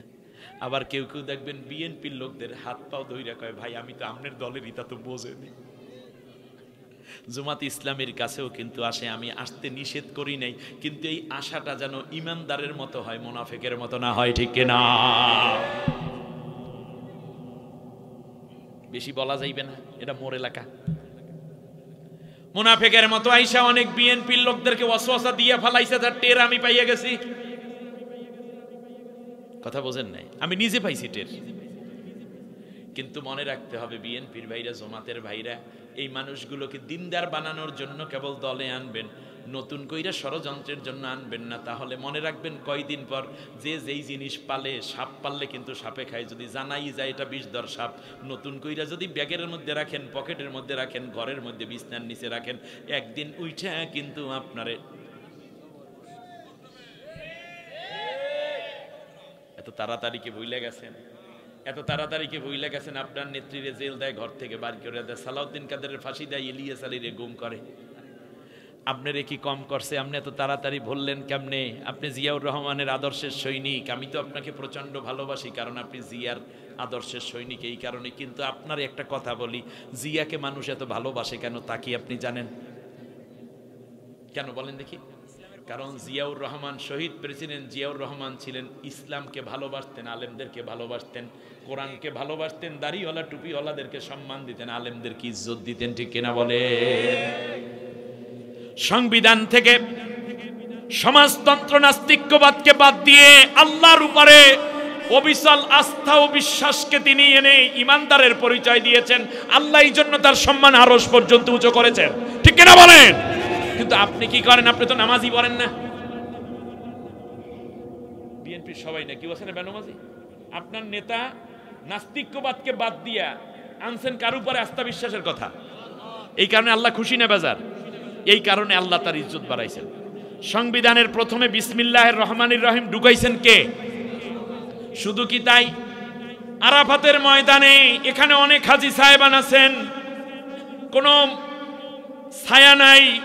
বাংলাদেশ থেকে বিমানের মধ্যে কইরা হাজার হাজার নিম গাছ নিয়ে লাগাইছে, সৌদি সরকারের কাছে অনুমতি নিয়ে। আমরা গিয়া এখন নিম গাছ, মনে হয় যেন আরাফাতের ময়দানটা পুরাই বাংলাদেশের মতো, এত গাছ, সব নিম গাছ। প্রত্যেকটা নিম গাছের গোড়ায় ৩-৪টা করে পাইপ লাগানো, পানির পাইপ। শুনতেছেন না আপনারা? মনে হয় এক আরাবিয়ানকে জিজ্ঞেস করলাম এই গাছটার নাম কি? সাজারাতু জিয়া। জিয়া গাছ, সাজারাতু দিয়া। ওরা দিয়া, ওরা জিয়া কয় না, ওরা দেয়া, সাজারাতু দেয়া। জিয়াউর রহমান লিখতে, দিয়াউন অর্থ আলো, জিয়া শব্দের অর্থ কি? আলো। উনি আলো নিয়ে আসছিলেন এই জাতির জন্য, চরম অন্ধকারে বিশাল আলোর ভান্ডার নিয়ে আসছিলেন। আরাফাতের ময়দানে হাজী সাহেবান আশ্রয় পান। এরপরে সাজারাতু জিয়া। আমি একটা ডাল ভাঙ্গিয়া চিন্তা করলাম একটু মেসওয়াক করি, এজন্য ই করা যায় কিনা। ওই যখন গাছে হাত দিছি বলছেন এটা হবে না। ওরা বহুত সম্মান করে গাছটাকে, গাছটাকে সম্মানও করে, কিন্তু অনেক কষ্ট করে। আমার দেশ তো গাছ লাগাইলে হয়ে যায়, তারও এরকম নাকি? তাহলে বোঝা যাচ্ছে একটা এখানে বলে যে এই 20টা গাছের জন্য একজন মানুষ, 20 গাছ যত্ন করতে একজন কর্মচারী দেয় সৌদি সরকার। খুশি হয়ে কাবা বাইতুল্লাহর গিলাফের স্বর্ণ দিয়ে লেখা সূরা হাজের আয়াত প্রেসিডেন্ট জিয়াউর রহমানকে সৌদি সরকার হাদিয়া দিয়েছে। বাইতুল্লাহর ভেতরে নামাজ পড়ার অনুমতি দিয়েছেন প্রেসিডেন্ট জিয়াউর রহমানকে। আপনারা বোঝেন আগে, এরপরে বিএনপি করেন। এরপরে বিএনপি করেন, দেখবেন আপনি মজা পাবেন। শুধু তাই না, আমার বাংলাদেশকে অক্ষত রাখার জন্য সীমান্তবর্তী বিশেষ করে খাগড়াছড়ি, পার্বত্য চট্টগ্রামে বিভিন্ন অঞ্চল থেকে সাহসী মানুষদেরকে নিয়ে জায়গা দিলেন, ঘর তুলে দিলেন, রেশন দিলেন। এখনো সরকার রেশন, গত সরকারও বাদ দিতে পারে না, এটা একেবারে সংবিধানে স্বীকৃত। যার কারণে বিগত সময়ে এই মোদির সময় ভারত দখল করছে বিশাল অংশ চীন, কিন্তু বাংলাদেশের 1 ইঞ্চিও এখন দখল করতে পারে নাই ভারতের আগ্রাসীরা, ঠিক কিনা বলেন? ওখানে আমার দেশের মানুষ আছে, পাহাড়ে বাঙালি আছে। যাই হোক, আমি বিশাল কথার মধ্যে যাও না, আমি শুধু জিয়াউর রহমানকে চেনাচ্ছি আপনাকে। আপনি কিসের দল করেন? আনতাছি তারেকের একটা ছবিটা নাই, আপনি মনে করছেন বিএনপি হয়ে গেছেন। ইতিহাস পড়ে দেখেন, নিজ হাতে মাটি কেটে বাংলাদেশকে উন্নত করার চেষ্টা করেছেন। শুধু তাই না,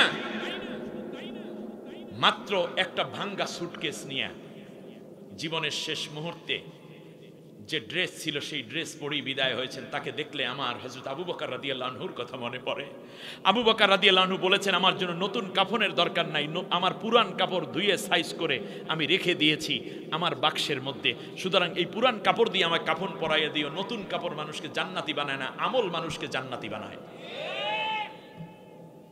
আপনার জিয়া কি ছিলেন আর আপনি কি? এলাকার মোটামুটি ছোট্টখাট্ট একটা পথ পাইছেন, 10 তলা ফাউন্ডেশন দিয়ে ফেলাইছেন 3 মাসের মাথায়। ব্যাপারটা কি? কি আপনি কিসের জিয়া বোঝেন? আপনি আন্তাজি মান্তাজি। সুতরাং প্রেসিডেন্ট জিয়াউর রহমানের প্রতি এই বাংলাদেশের মানুষের ভালোবাসার মূল কারণ তিনি ইসলামকে ভালোবাসতেন, কোরআনকে ভালোবাসতেন, আল্লাহকে ভালোবাসতেন, নবীকে ভালোবাসতেন, মা আলেমদেরকে ভালোবাসতেন, ঠিক না বলেন? আপনি যদি জিয়ার আদর্শের সৈনিক হন তাহলে অবশ্যই আপনাকে সেই কাজগুলো করতে হবে, তাহলে মানুষ আপনার জন্য দোয়া করবে। আর না হলে এগুলো বাদ দেন, বলে দেন যে আমি আসলে ওইটা না, আমি অন্য কিছু। হযরতে মুসা আলাইহিস সালামের এই বিশাল বিজয়ে ফিরাউন শেষকালে মুসা আলাইহিস সালামকে উসিলা বানাইছে। আল্লাহ আমানাত বিহি বানু ইসরাইল, বনি ইসরাইলের লোকেরা যেই ঈমানটা আনছে সেই আল্লাহর উপর আমি ঈমান আন। আচ্ছা, আল্লাহরে কি এত বুঝান লাগে ঈমান আন? আল্লাহ কি বোঝেন? সুবহানাল্লাহ। আসিয়া রাদিয়াল্লাহু তাআলা আনহা ঈমান আনছে, এই ফিরাউনের স্ত্রী ছিলেন, তিনি কি আল্লাহর এত বুঝাইছে? শুধু বলছে আল্লাহ তুমি আমার আল্লাহর কেউরে মানি না। যখন মেরে ফেলতেছে উত্তপ্ত কড়াইয়ের মধ্যে, তখন আল্লাহরে ডাক দিয়ে কয় রব্বিবনুলি বাইতান ইনদাকা ফিল জান্নাহ, ও আল্লাহ জান্নাতের মধ্যে তোমার কাছে আমার একটা ঘর বানাইয়া দাও। সুবহানাল্লাহ, কত দাবি! আল্লাহরে যারা ভালোবাসে তারা আল্লাহর কাছে দাবি করে। সুবহানাল্লাহ বলে। মুসা আলাইহিস সালাম ওপারে দাঁড়াইয়া দাঁড়াইয়া দেখছেন, আর ফিরাউন এই দিকে বলছে আল্লাহ ওয়ানা মিনাল মুসলিমিন, আমি একেবারে মুসলমান হয়ে গেছি। এখন আল্লাহ কি কয় শোনেন, আল আন কে কয় ওয়াকাদ আসাইতা ক্বাবলু ওয়া কুনতা মিনাল মুফসিদিন, এখন তুমি বলছো আমি ঈমান এনেছি, কিন্তু তুমি তো ঈমান আনো নাই, আসলে তুমি একটু আগেও ছিলা স্বৈর শাসক। অতএব বোঝা যায় স্বৈর শাসক মরার সময় আল্লাহর উপর ঈমান আনতে চায়, কিন্তু আল্লাহ ঈমান কবুল করে না। স্বৈর শাসকের গোষ্ঠীর সাথে যারা জড়িত আছেন, আজকে এই মাহফিলে তওবা না করলে আপনার ঈমানও কবুল হবে না। ধর্মনিরপেক্ষ মতবাদ, সেকুলারিজম একটা কুফরি মতবাদ। যদি কেউ স্বৈর শাসক, যদি কেউ ধর্মনিরপেক্ষ মতবাদী হয়, এই অবস্থায় মারা গেলে সে কাফের হয়ে মরবে, মুমিন হবে না। স্ট্রেট কথা, এর মধ্যে কোনো ভেজাল নাই। আমি এর উপরে অনেক আয়াতে বা হাদিস হয়তো বলতে পারতাম, তো সময়ের স্বল্পতে এটা আমি এড়িয়ে গেলাম। এবারে আসেন মুসা আলাইহিস সালাম, এবার আল্লাহ তাআলা ডাক দিয়ে বলছেন, শোন ফিরাউন, তোর তো ঈমান কবুল করলামই না, তাহলে বোঝা যায় স্বৈর শাসকের ঈমান কবুল আছে। কথা কয় না কেন? এটা আমার কথা, এটা কি আমি দলীয় কারণে বলছি না ঈমানের কারণে বলছি? এটা কি আমার কথা না আল্লাহর কথা?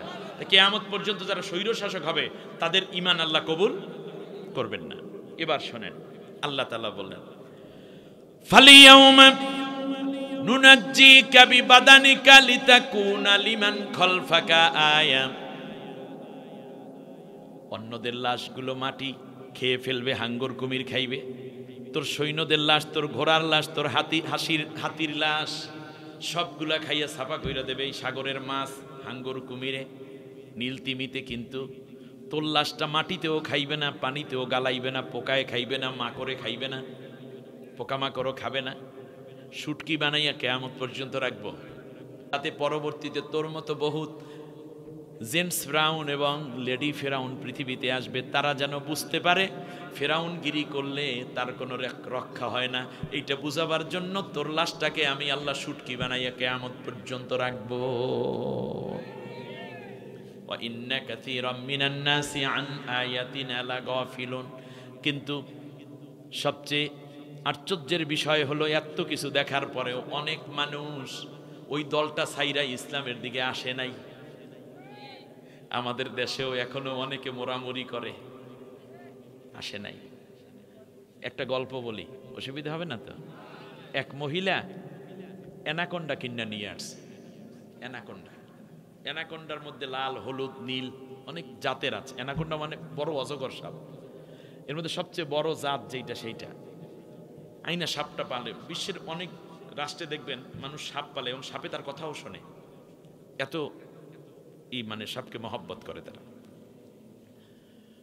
অ্যানাকোন্ডার জন্য একটা রুম বানাই দিয়েছে, খাঁচা বানাই দিয়েছে। কিন্তু অ্যানাকোন্ডা খাঁচা খুঁচা ভাঙ্গে চুইরে আর খাঁচায় থাকতে চায় না। ওই মহিলা পাশের খাটে ঘুমায়, ওইটা লইয়ে আবার রাস্তায় টাস্তায় যায়, মাঝে মাঝে আনন্দ ভর্তি করে। তো সুন্দরী এই মহিলাকে শেষ পর্যন্ত অ্যানাকোন্ডা ওনার আস্তে আস্তে করে কম্বলের মধ্যে ঢুইকা সোজা হইয়া ওনার একটু জড়াইয়া ধরিয়া মুখের লাগে মুখ লাগাইয়া অ্যানাকোন্ডা থাকে। উনি চিন্তা করলো সাপটা আমার মহব্বতের, আনছিলাম তখন ছিল 1.5 ফিট, এখন হইয়া গেছে মনে করেন 5 ফিট 7 ফিট। হঠাৎ করিয়া অ্যানাকোন্ডা এখন আর কিচ্ছু খায় না। কি করে না? খায় না। না খাওয়ার কারণে উনি খুব চিন্তায় পড়ে গেছে। একবার এই সাপটা নিয়ে ডাক্তারের কাছে গেছে। প্রাণী ডাক্তার আছে না এরকম, সাপ কুমির ইত্যাদি দেখে, ওই ডাক্তারের কাছে গিয়া বলল, ডাক্তার সাহেব, আমার সাপটা তো মারাই যাবে, এই 1 মাস ধরে কিছু খায় না। বলল আচ্ছা, সাপ কি করে? বলল যে এই প্রায় 1-1.5 মাস ধইরা সে নিজের খাঁচায় থাকে না, ছটফট করে, এমন করে সে সময় খাঁচা খুইলে দিলে আস্তে আস্তে আমার খাট বেয়ে বেয়ে উঠে আমার কম্বলের মধ্যে আসে এবং আমার সাথে একেবারে জড়াইয়া ধৈর্যই করে। বলে আপনারা কামড় দেয় না? কেন না, আমার পালা সাপ, আমার কামড়াইবে কেন? বলে অ্যানাকোন্ডা চাপ দিয়ে তো প্রাণী মাইরা ফেলে, আপনারা মারতে চায়? না, মারতে চায় না, খুব আলতো করে ধরে, আমার ভালো লাগে তাতে। তাই আরো 2 মাস কিছু খাইবে না সাপে, আরো 2 মাস কিছু খাইবে না। এমনি এক্সরে টেক্সরে যা করা দরকার সাপের ব্লাড টেস্ট সব কইরে টুইরে তারপর এখন ডাক্তার বলতেছে, রিপোর্ট দিয়ে ওনাকে বলতেছে, ঔষধ না দিয়েই বলতেছে যে আরো 2 মাস কিছু খাইবে না। কত তো মারা যাবে? কয় না, মারাও যাইবে না। কত 2 মাস পর খাওয়া শুরু করবে? বলছে হ্যাঁ খাইবে। তো একটু লিখে দেন 2 মাস পর আমি তারে কি কি খাওয়াবো। কাল খাওয়ানোর কোনো জিনিস দরকার নেই, 2 মাস পর তোমারই খাইবে। বলে কেন? বলল যে ওর পেটের মধ্যে যে খাবার আছে এখন তা হজম হইতে আরো 2 মাস লাগবে। আর আপনার সাথে যে শোয়, এটা শোয়ে হইল কেবলমাত্র আপনার সাইজ মাপার জন্য। অর্থাৎ ওর পেটের সাইজ আর আপনার শরীরের সাইজ এটা ঠিক হইতে এখনো 2 মাস লাগবে। ওই খাদ্য হজম হয়ে গেলেই আপনার 3.5 হাত বডি আর পেটের মধ্যে পুরো ঢুকে পড়বে। এবার মাথাটারে আস্তে করিয়া দিয়ে পেটের মধ্যে ঢুকাইয়া শেষকালে খাইয়া জিভ ব্যবহার করিয়া আবার ওই ঘুমাইবে 6 মাস। অতএব সাপ যে আসতেছে কাতার নিচে, আরো 2 মাস আসবে, মাপ দিতে আছে। কোন জায়গায় বাড়ি দিলে তুমি দৌড়বা। 15 মাসে 15 বছরে কিছু করতে পারো নাই, হঠাৎ করে তাদের সাথে পীড়িত করতে আছে, অনেকের দেখতে আছে, সাইজ মাপতে আছে। কোন দিন যে আবার খাওয়া শুরু করে আমার এই ভয় হয়, ঠিক কিনা? বুঝলে বোঝো, না বুঝলে যাও গা। পানি পাল্টায় না, উচিত কথা কি? অসুবিধা হয়েছে? আমার ভাইয়েরা, আল্লাহ রাব্বুল আলামিন বললেন তোমার লাশকে আমি কিয়ামত পর্যন্ত সংরক্ষণ করব। কিন্তু ফেরাউন, তুই তো মইরা গেলি, তুই মরার পরে আমি আল্লাহ রাব্বুল আলামিন তোর রাষ্ট্রের মধ্যে একটা গ্রুপকে আমি আল্লাহ রাব্বুল আলামিন রাষ্ট্র পরিচালনার দায়িত্ব দেব। এখন মিশর ফিরি, ফেরাউনের সব শেষ।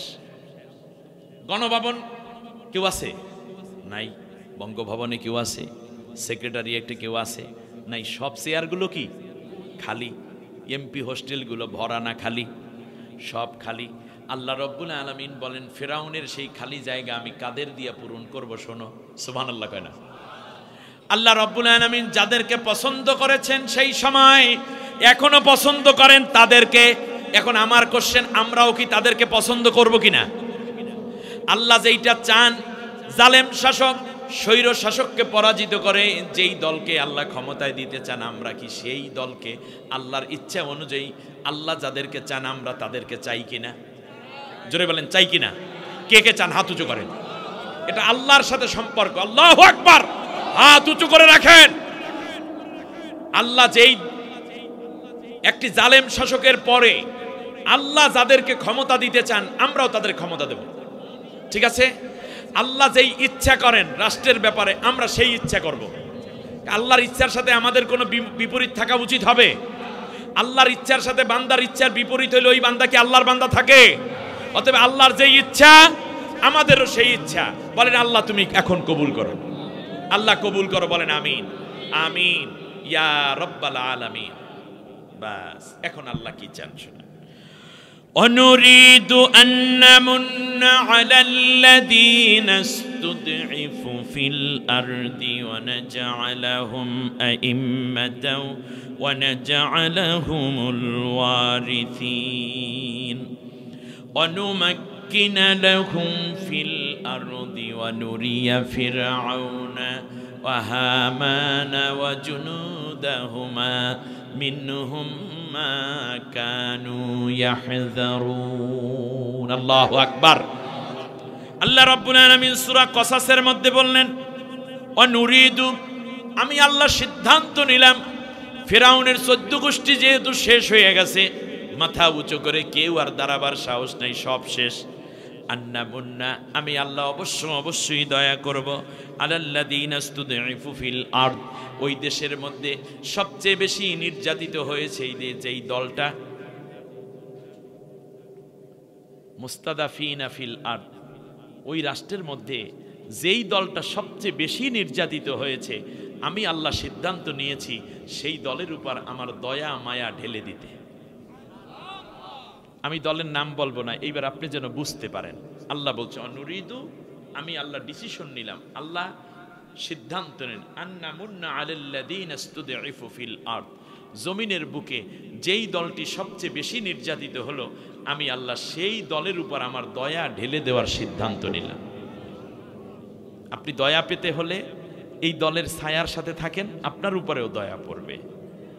আল্লাহ আমাদেরকে কবুল করুন। এই কথাটা কার না আমার? সূরা কসাসের 5 নম্বর আয়াত পড়ে দেখেন। ওয়ানাজআলাহুম আইম্মাতান, ওয়ানাজআলাহুম, এই নাজআলার ফাইলটাকে আল্লাহ নিজে, আর হুম হইল এই মুস্তাদাফিন দলটা। এখন দেখেন আল্লাহ তাআলা বলছে ওয়ানাজআলাহুম, আমি আল্লাহ তাদেরকে করে দিব আইম্মাতান, সব জায়গায় নেতৃত্বের চাবিকাঠি দেব আমি এই দলের হাতে। কে কয়? সিদ্ধান্ত কার? নাজআলা মানে কে করবেন? আল্লাহ করবেন। এখন আল্লাহ চান এইটা করতে, আপনারাও চান কিনা? ইমাম হলো নেতার, আইম্মা মানে নেতৃত্ব। সব খালি চেয়ারগুলোতে আমি আল্লাহ এই দলের লোকদের হাতে নেতৃত্বের চাবিকাঠি উঠাই দেব। সুবহানাল্লাহ কন্যা। আপনি জামাত ইসলামের আমির না আপনি? মাশাআল্লাহ। আচ্ছা, এই আগস্টের আগে বিএনপির নেতার জামাতের নেতা পাশাপাশি বসে মহফিল শুনবে, মহফিল নিজেই তো মহফিল হয়ে যায়, ঠিক না বলে? এই সুযোগটুকু কে করেছে? এই জন্য নিজেরা কিলাকিলি করবেন নাকি? সারা জীবন বাতিলটা ঠিকই ছিল, বাতিল বিএনপি জামাত জোট, বিএনপি জামাত এই বলছে না, বিএনপি জামাত জোট, বিএনপি জামাত নাশকতাকারী। ওরা কিন্তু দুই বাইরে এক মার পেটের সন্তান বানাইয়া গাল দিয়েছে, যমজ ভাই। এখন যখন একটু সুযোগ হইল এখন দিয়ে একজনে আরেকজনের গাল দেয়। এই কামটা করছে কেটা কইতে পারেন? ওই যে সাপ, চেনে নেই ওই সাপ, ওই সাপ আইসা আমাদের মধ্যে দ্বন্দ্ব বাজাইছে। আর দ্বন্দ্ব করবেন না, এক থাকবেন। এই কথা যেন মনে থাকে। আমি যা বলি মন দিয়ে শুনবেন এবং এটাকে কাজে লাগাবেন। কে নেতা হবে সে অনেক সময়ের পরে, কিন্তু এই মুহূর্তে আমরা ঐক্য না থাকলে ভারত আবার আমাদের উপর আক্রমণ করার সম্ভাবনা আছে। ওরা তো অল্প কয়টা মানুষ দেশ থেকে পালাই গেছে, বাকিরা তো সবই রয়ে গেছে। আশা করি আপনারা বুঝবেন। আল্লাহ তাআলা বলেন অনুমাক্কিনা লাহুম, আমি তাদের শক্তিশালী করে দিয়েছি।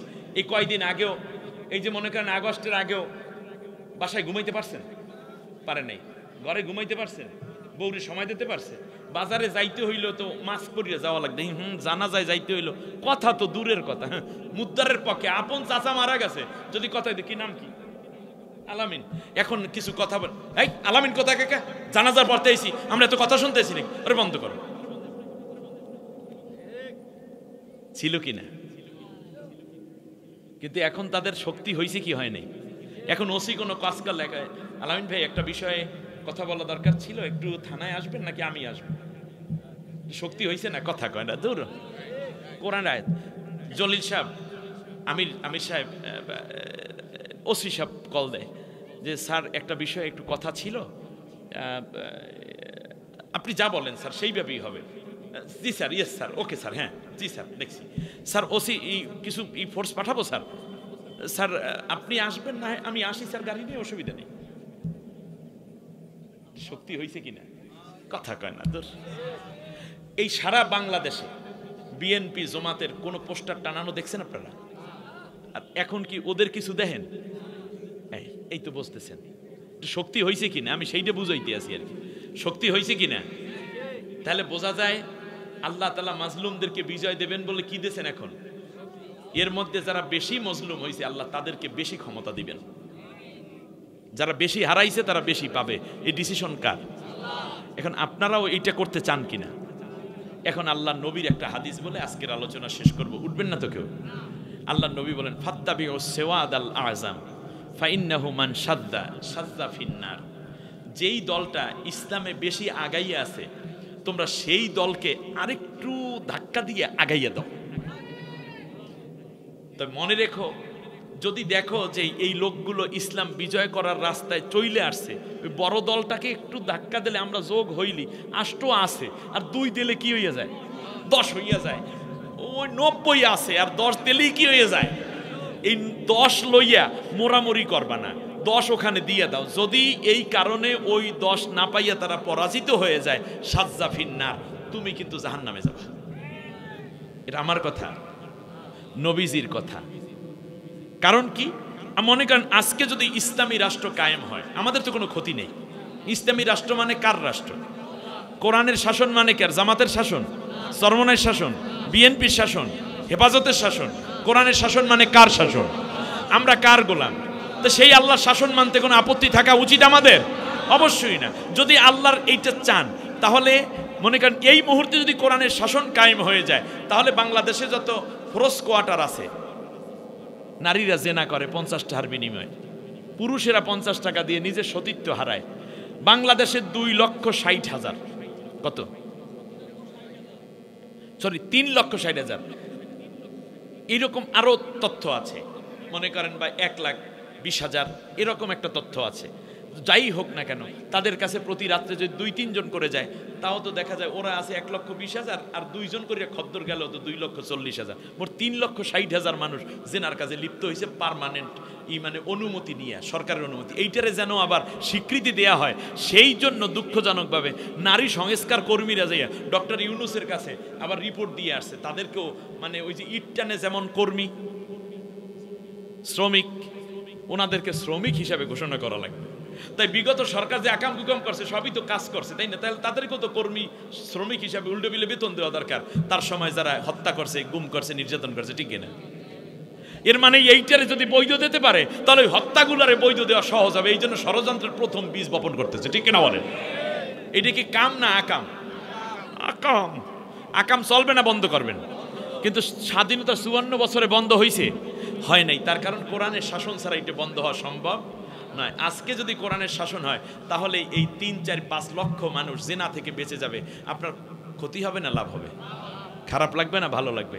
গুনাহ হবে না সওয়াব হবে? ব্যাস। মনে করেন এই রাতে কমপক্ষে বাংলাদেশে প্রায় 10,000-এর উপরে মাদক এর ক্যাম্প আছে, অর্থাৎ ক্লাব আছে। তাহলে বোঝা যায় যে মাদকটা বন্ধ হয়ে যাবে। মদ কি হয়ে যাবে? ফেন্সিডিল, কোকেন, তারি, মারজুয়ারা, পেতিনিন, ইয়াবা, গাঁজা, হিরোইন এগুলো সব বন্ধ হয়ে যাবে। এখন যদি বন্ধ হয়ে যায় তাহলে আপনার ছেলে, আমার ভাই কিংবা আর একজনের আত্মীয় এইরকম মানুষই তো মদ খায়, তাহলে এই মদ খাওয়াটা বন্ধ হয়ে গেলে আপনার ক্ষতি না লাভ? লাভ। এই গুনাহ থেকে বাঁচার কারণে আপনি গুনাহ পাইবেন না সওয়াব পাইবেন? আপনি সওয়াব পাইবেন, আপনি সুপারিশ করবেন। আচ্ছা, ফজরের আজান হইলে, কারণ ইসলামী রাষ্ট্র, কোরআনের রাষ্ট্র হইলে কেউ বেনামাজি থাকবে না, সব নামাজে চলে যাবে। আপনার ছেলে মেয়ে হইতে শুরু করে আলহামদুলিল্লাহ সবাই নামাজ পড়বে, আপনার খারাপ লাগবে না ভালো লাগবে? তাহলে আপনি যদি মোরাইয়া থাকেন, আপনি পিসাব, আপনি বুজুর্গ, আপনি অন্য নেতা, এখন যদি কোরআনের শাসন কায়েম না হয় তাহলে গুনাহগুলো চলতে থাকবে, ন্যাকগুলো বন্ধ থাকবে। ফলে এই যে গুনাহ চলতে থাকলে এর একটা ব্যাংকগুলো সুদের উপরেই চলবে। আর ইসলামী রাষ্ট্র হলে সব ব্যাংক ইসলামী ব্যাংকের মতো মুনাফা ভিত্তিক হবে, তাদের ব্যাংক তাদের থাকবে, কিন্তু অর্থনীতিটা চলবে কিসের উপরে? মুনাফার উপরে, ইসলামী পন্থায়। তাহলে দেখা যায় যে সেখানে আর কোনো গুনাহ থাকলো না। আর যদি এইভাবে থাকে তাহলে গুনার ব্যাংকগুলো গুনার অবস্থায় দাঁড়াই থাকবে, কোটি কোটি মানুষ লেনদেন করবে, গুনাহ নিয়ে বাড়িতে যাচ্ছে। অতএব বোঝা যাচ্ছে এই গুনার রাস্তাগুলো হুজুর আপনার মোরাইয়া থাকার কারণে ঝামেলা হয়েছে। ওরা তো প্রায়ই দৌড় দিছিল। সেওয়াদ আল আজম, যেই দলে বেশি এমপি হওয়ার যোগ্যতা আছে, উচ্চশিক্ষিত আছে, ডাক্তার আছে, ইঞ্জিনিয়ার আছে, নার্স আছে, হাসপাতাল আছে, ব্যাংক আছে, বিমা আছে, ব্যবসা বাণিজ্য ভালো বোঝে ওরা, ওদের মধ্যে এসপি আছে, ডিসি হইতে পারে, তার মধ্যে উকিল আছে, ব্যারিস্টার আছে, প্রেসিডেন্ট হইতে পারে, প্রধানমন্ত্রী হইতে পারে। এই যোগ্যতা সম্পন্ন যেই দল, এইটাকে তোমরা আগাইয়া দাও। তার কারণ ওরা যদি আগাই দাও তাহলে ইসলামী হুকুমতটা তাড়াতাড়ি কায়েম হবে। আবার তোমার দল যদি একসময় বড় হয়ে যায় তখন ওই ছোট দল ও যদি হয়, ও যদি ছোট হয়ে যায়, তার উপরেও আমার নবীর নির্দেশ হইল যেই দলটা বড় সেইটারে সমর্থন দাও। যদি কোনো কারণে তোমার একচ্ছত্র এই মোরাবরির কারণে যদি আবার ফেল করে ইসলাম কায়েম, তাহলে যে গুনাহ চলবে রাষ্ট্রে অন্য দলের কারণে, সেই গুনার ভাগ তোমারও নিতে হবে হুজুর। এই জন্য তুমি জাহান্নামে যাবে সাজ্জাফিন না। আমরা দল মত বর্ণ ধর্মের ঊর্ধ্বে উঠে যাকে দ্বারা ইসলাম আগে কায়েম সম্ভব আমরা তার দিকে রওনা করব। অপরদিকে আল্লাহর সিদ্ধান্ত হলো সবচেয়ে বেশি মাজলুম দলটাকে আমি আল্লাহ দয়া করব এবং তাদের হাতে নেতৃত্ব দেব, তাদেরকে শক্তিশালী করব এবং তাদেরকে বিজয় দেব, দয়া করব। আল্লাহ যেন আমাদের সবাইকে এই চূড়ান্ত পর্বে ন্যায় এবং সত্যের পথে, কোরআন এবং নবীর আদর্শের পথে টেকার তৌফিক দান করে। নামাজের সূরাতে সবাই বসেন।